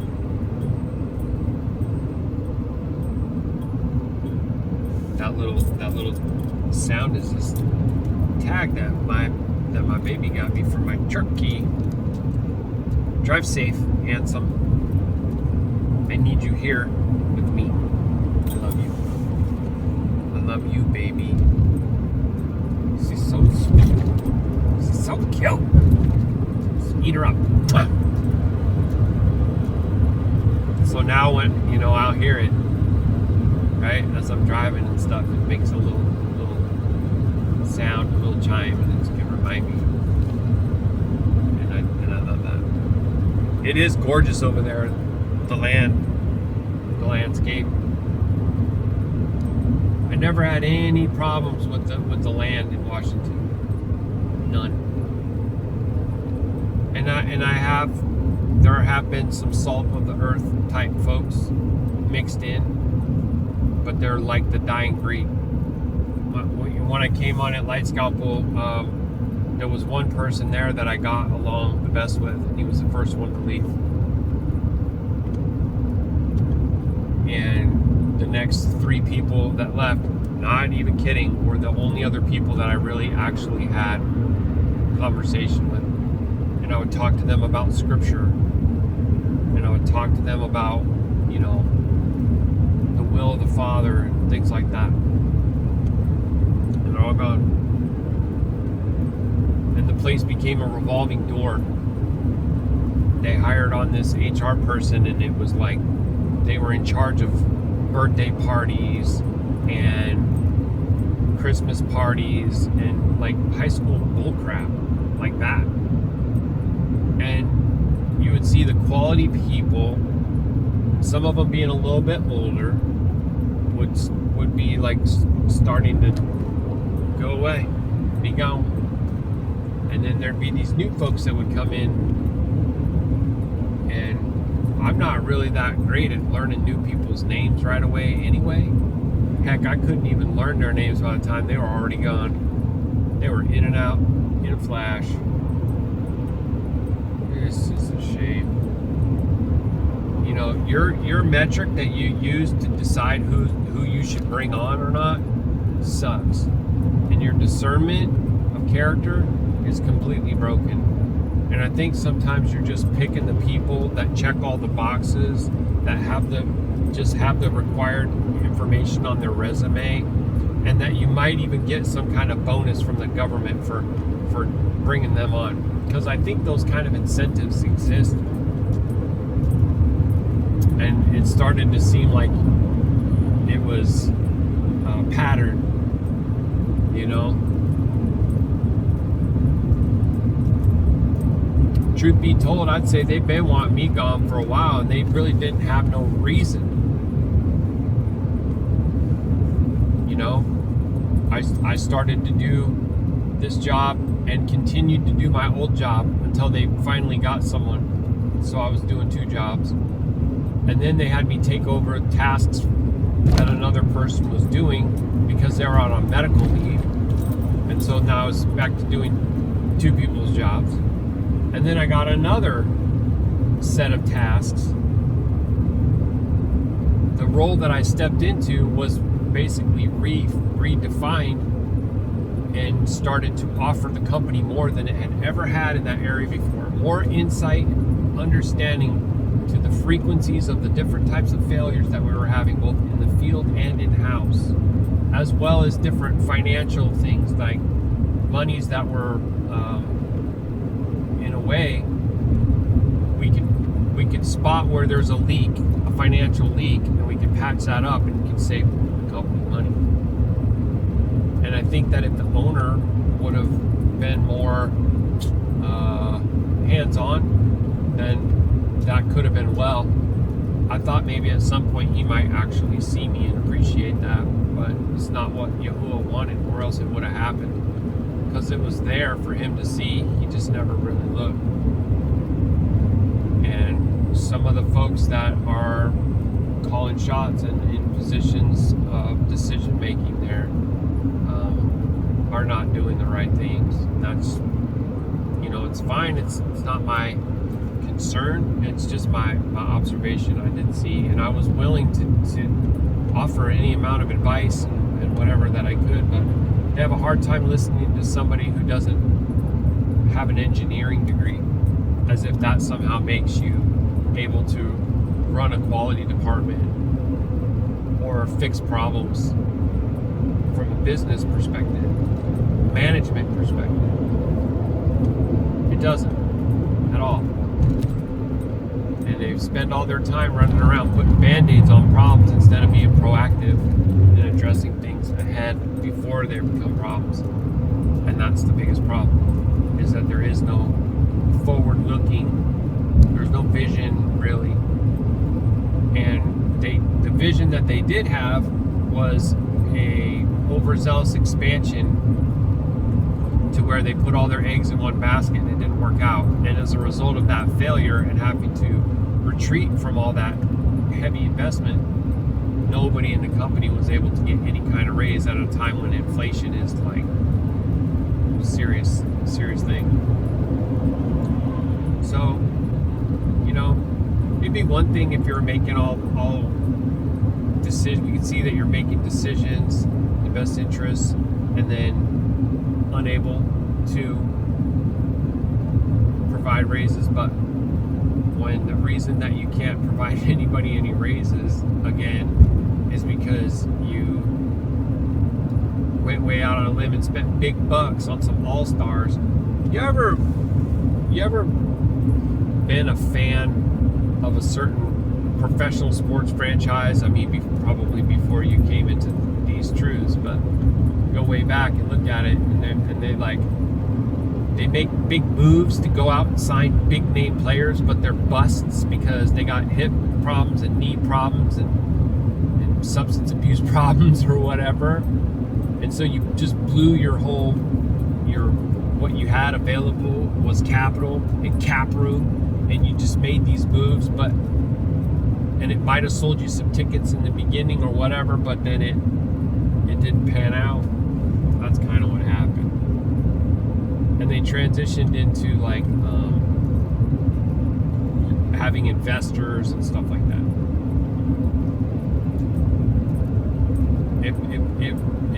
The company transitioned into a corporate entity, and never really was able to appreciate the folks that have been there the longest, that brought them there, the people that actually were doing the reliable part of the work.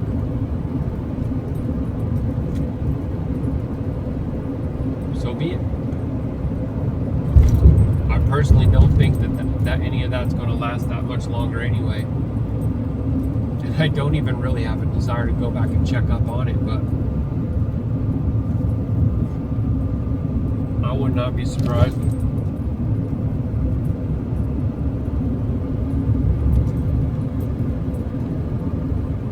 I'm trying to see. So there's another, I don't know if we're going to go that far. Oh, we're probably not going to go. Well, maybe we are. There's another little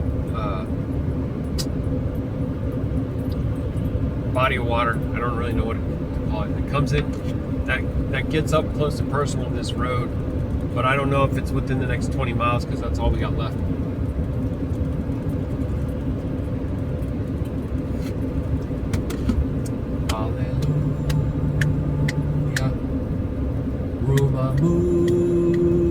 Yahuah, hallelujah,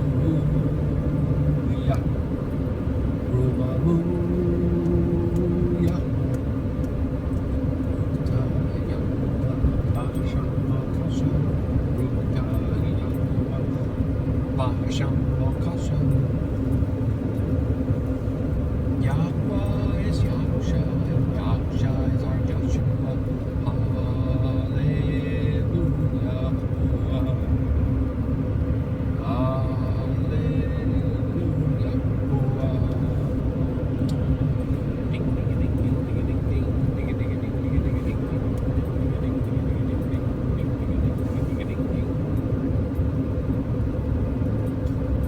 looks like we got forests.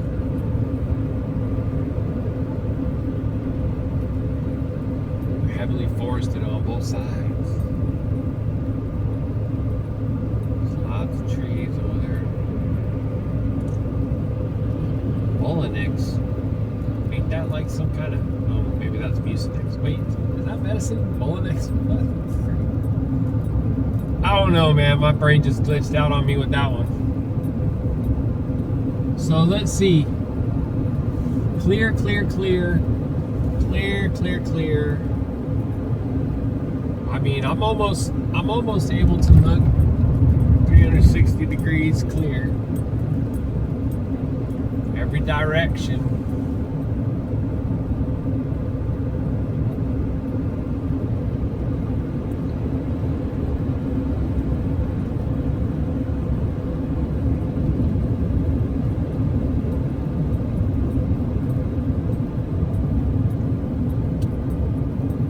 Really pretty flowers right there on my side. Those tall purple flowers, kind of looking like little bells, you know, little trumpets or something.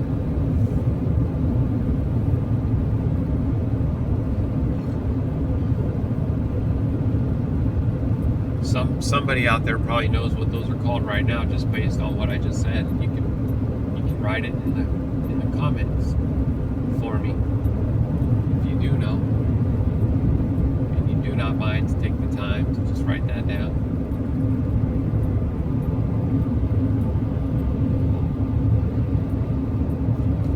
There's another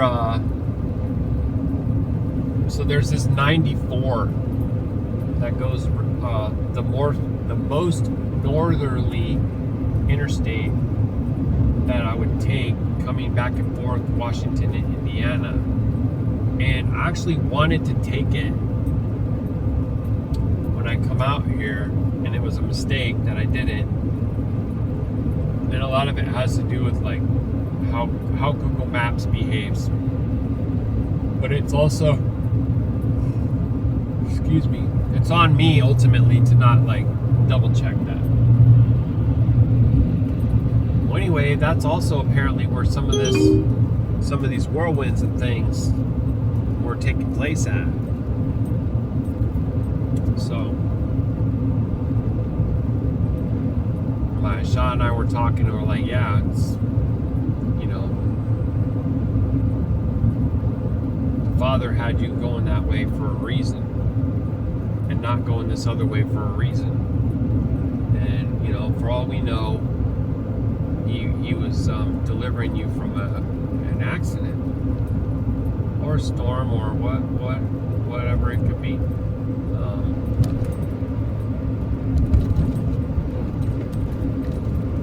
every member of my household has had dreams about whirlwinds. And I feel like the reason why is because we're going to have some up close and personal interaction, so to say. But that being sealed in our foreheads by Yahuwah Sabaoth, that we are spared and delivered, that the Malachim that come on the whirlwind to bring judgment, or Yah himself, and he spares his anointed. It's an important thing for us to remember. For things even other than a whirlwind, you know, that can bring death and destruction, that Abba protects, covers, seals his own. If he takes you prior to wrath and spares you from wrath, I believe that will also give you great shalom in that. And it would be basically like taking you to rest as you would rock beloved baby to sleep, like, you know, in order to protect and to preserve and not to do any kind of harm whatsoever.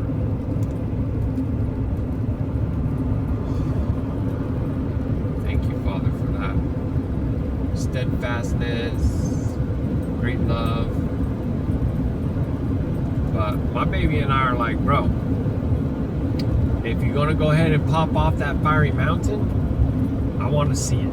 And I ain't gonna turn and try to flee. I'm gonna be looking at that thing going, Rumamu! Yeah! It's just like, yup. Yup.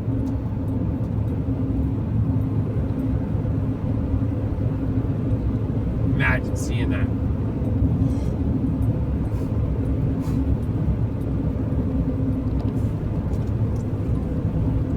Wicked flee when no one pursues, and the righteous are as bold as lions. So do not fear the one that can destroy the body. Fear the one that destroys the Ruach and the body forever in the lake of fire. That is the second death. Hey, we just got here and this lane's already finna end. Get me up out of there. 40. Does it look like they're going 40 to you, family? Me neither. We came off of that road I was going 52 and they're still flying. I'm gonna just back my own self down.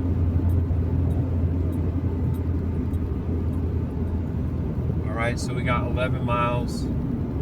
I like the way this area feels personally. Uh-oh. Okay, I'm not sure if I like this. What's going on here?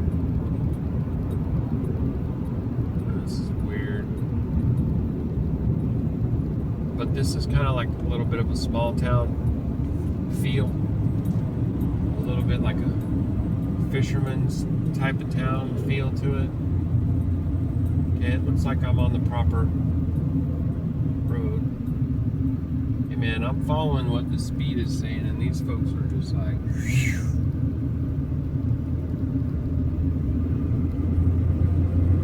Alright, so now we're straightening out. You're gonna get to see some pretty water over on your side. There's some beach that goes all the way up. And then right there you see a lot of sea fowl, waterfowl. There.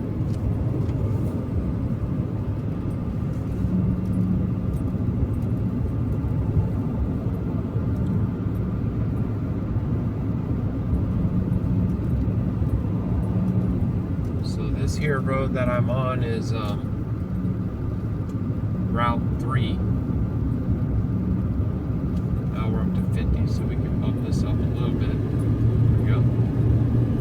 3 north.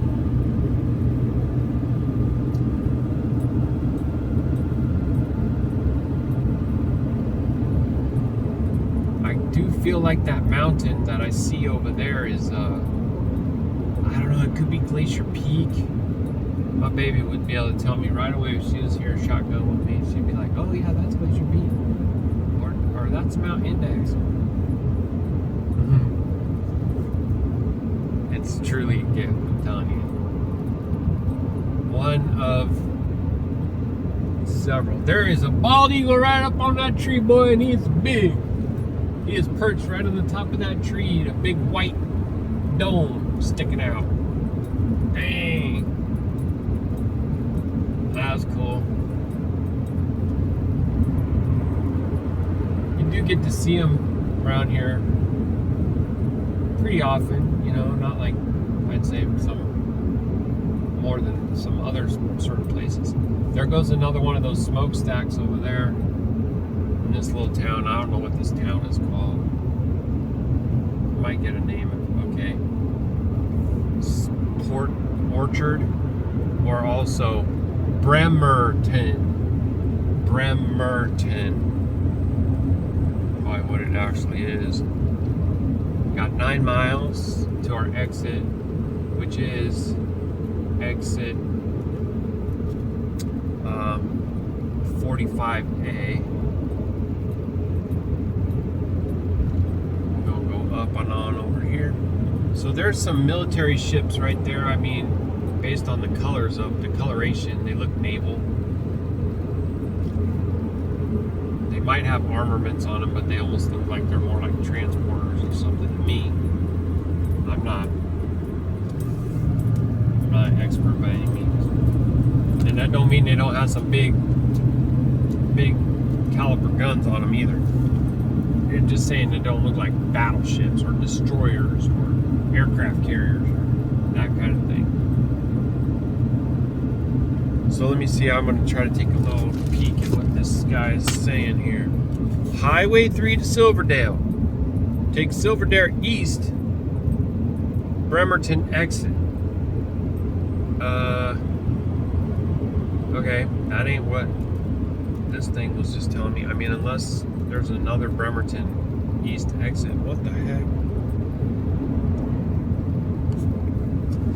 Go to light, turn left over the freeway and stay on Clear Creek Road until you see dealer.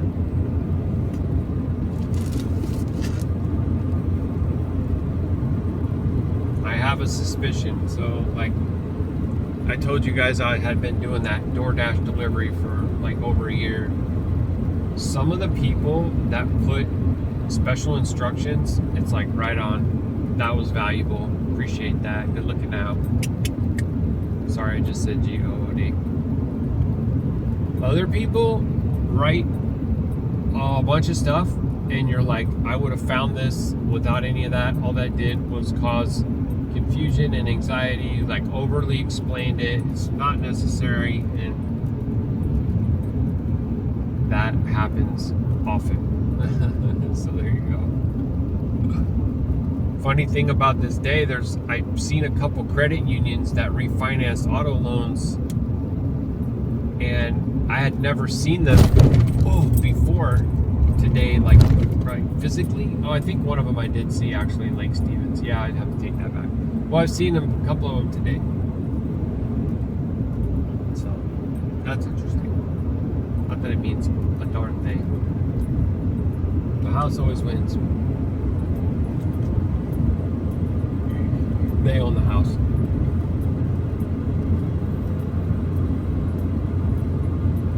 Render unto Caesar, right?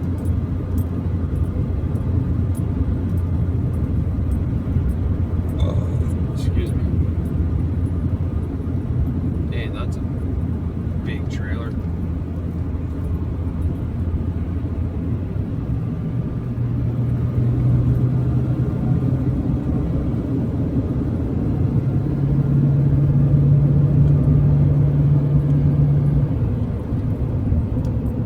Liking this Chevy that's coming up next to me.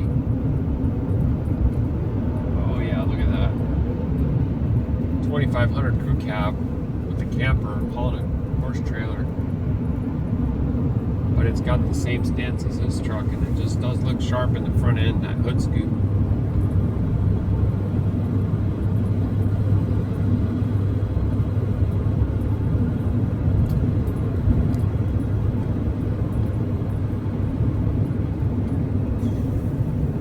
Yeah, there's some more of those purple flowers on your side right there that I was talking about. The little trumpets.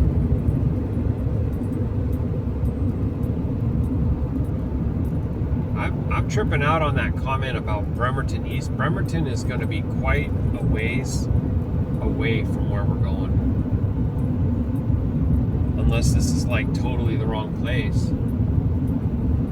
But, I mean, I don't see how it could be. It showed up as Camping World, and how many, you know, Clear Creek Road Camping Worlds are there over here?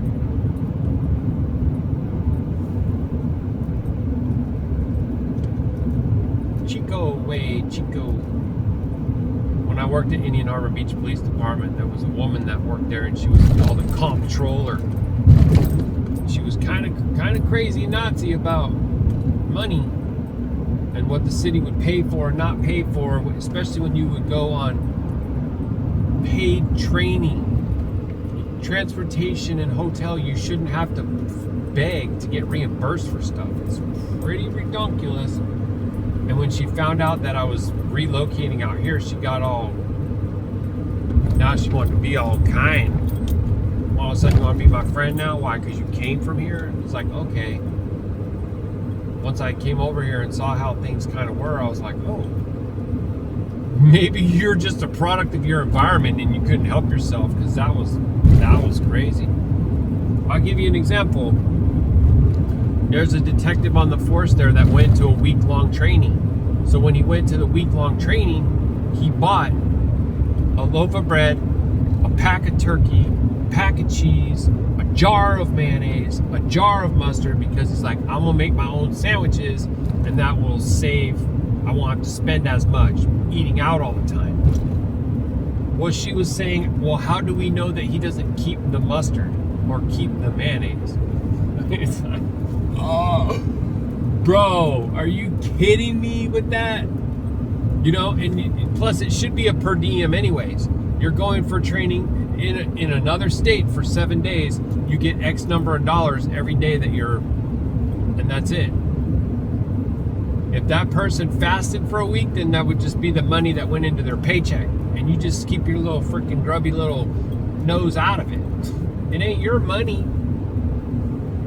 You know what I mean? So that kind of stuff right there is, yeah. That's what I noticed. That's what I see. We went to get a trip permit for the state of Washington, and they sit there and ask you like 50 questions. You're like, dang, I didn't have to answer any of this stuff in this other state. Weird. Just like I said, when I went to work at the police department over there, if they got information, if they got any information on a person, demographics, name, date of birth, social address, blah, blah, blah, they would search and see if they're in the system. And if they were, they would update the information. And if they weren't, they would just add them. So they're just mining people's data to put into their system. You never were 10, 12 with that person. You never checked out with that person. Well, but we might be, and this will save us time in the future. We would have access to the information anyway, and stuff like that. I was like, bro, you can't even see how what you're doing is wrong. Like, you don't even perceive it. You just justify everything. Are you a Christian? Oh, I'm kidding.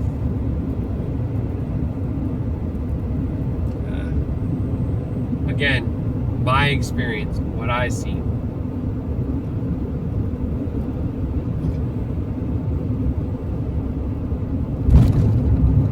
You say to elder or leader of the youth camp, what do you mean you're going to get a tattoo? Haven't you read right here in the scripture?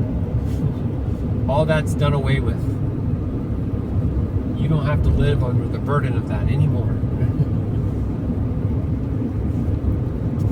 And here I was, like, seeking for forgiveness for getting these, because I didn't know. I didn't even know about that commandment. but now you know about it and you just do it anyways,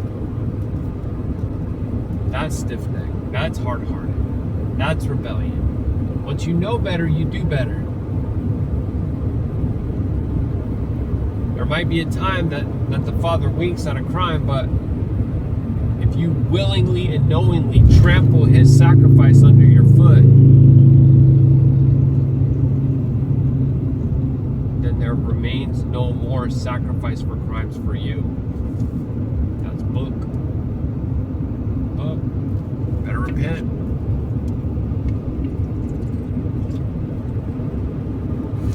Okay, now I see what the lady was referring to.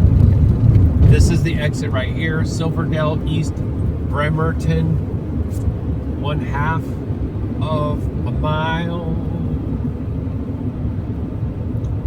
I'm going to go ahead and end this for right here. Shalom, Shalom, Mashpaka, Baruk Atah Yahuah. I may come on here at the end and summarize everything for the Sturgis to Silverdale. Shalom. All right. Shalom, Shalom, Mashpaka.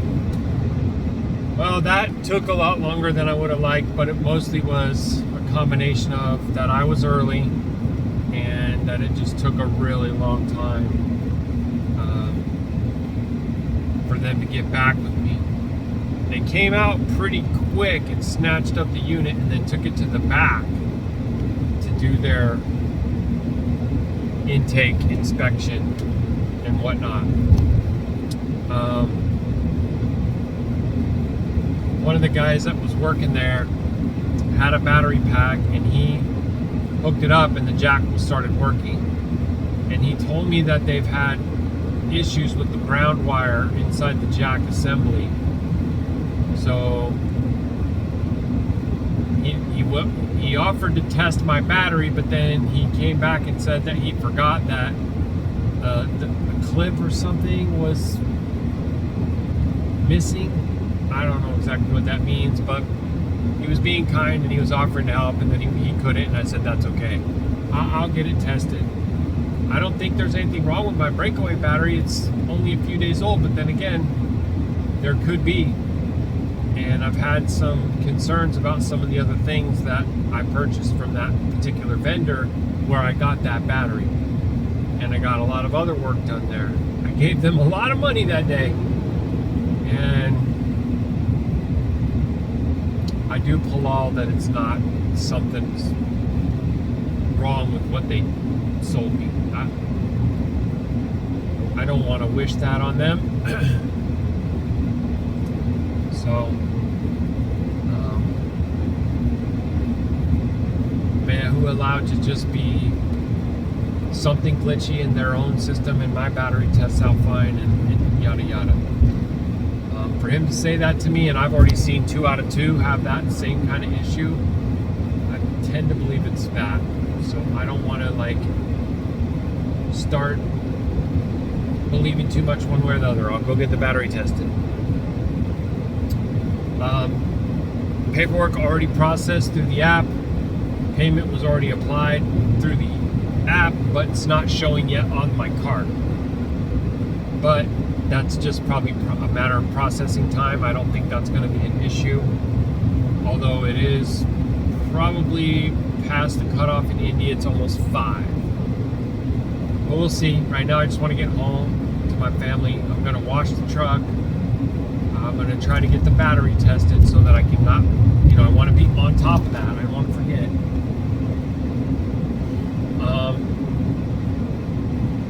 So all in all, after my first 4 loads with Wave Express, minusing my cost for fuel, looks like I'm going to be right at $3,000. It's kind of like 2 weeks. I wouldn't say that it's 1 week. Because a trip to Washington is 4 days. And I don't know yet how to feel about the 4 days back, because it is possible for me to get other jobs that aren't coming out of picking up in Indiana. It's just not where the meat of the work is right now. So I need to go back. So I'll have bobtail time and bobtail gas costs.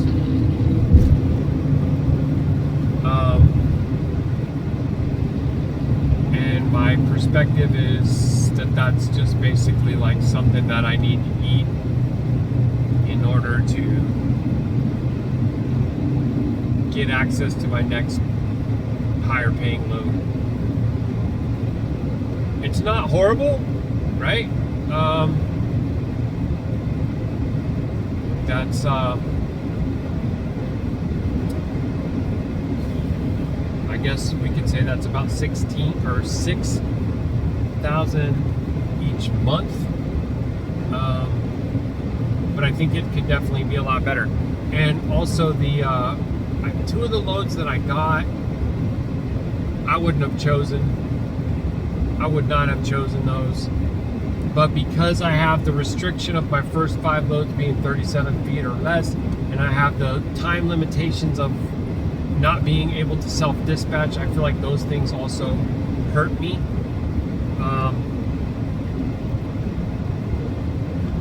We're definitely upside down in this business so far, that's for sure. But it seems that there's potential. Boy, do I ever need there to be potential, Father. And for these fuel costs to not go crazy out of control, but it kind of seems like they are. Baruk Yahuah, I'll have some time to try to get all the preparations made. Just gonna kind of try to look at the truck arrangement for the new mattress, my water, restock the fridge, get the jackery in place, get all the laundry,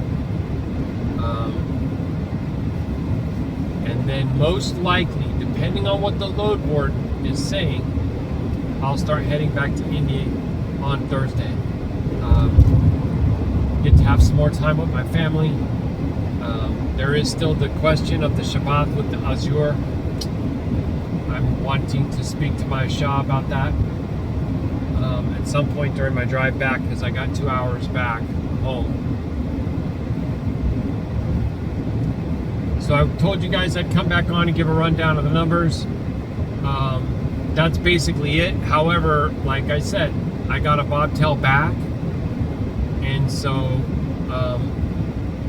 but that's okay. I approximated the 3,000 because it's really 3,400, but I have less fuel than I left Indy with, and I'm going to need to basically replenish that. I'm going to also have fuel costs on my way back out, so there's going to be a delay in the bobtail expenses, but I'm logging those. And the 3,000 that I just reported to you is after my bobtail from Washington to Indy and in between loads, and all those expenses for my fuel for that entire time period from basically June 1st to today, although it was technically longer than June 1st because I left on March 27th. All right, so that's the short and sweet of it. Got to deal with some traffic going back. It's actually gorgeous out here right now. Look at this clear blue sky. There's a beautiful bald eagle flying right above this tree over here. I don't think you're gonna get to see it, but last time I saw him, he was straight up right there. So we'll see. And now my Shah is reaching out to me, so I'm gonna look to have a call with her.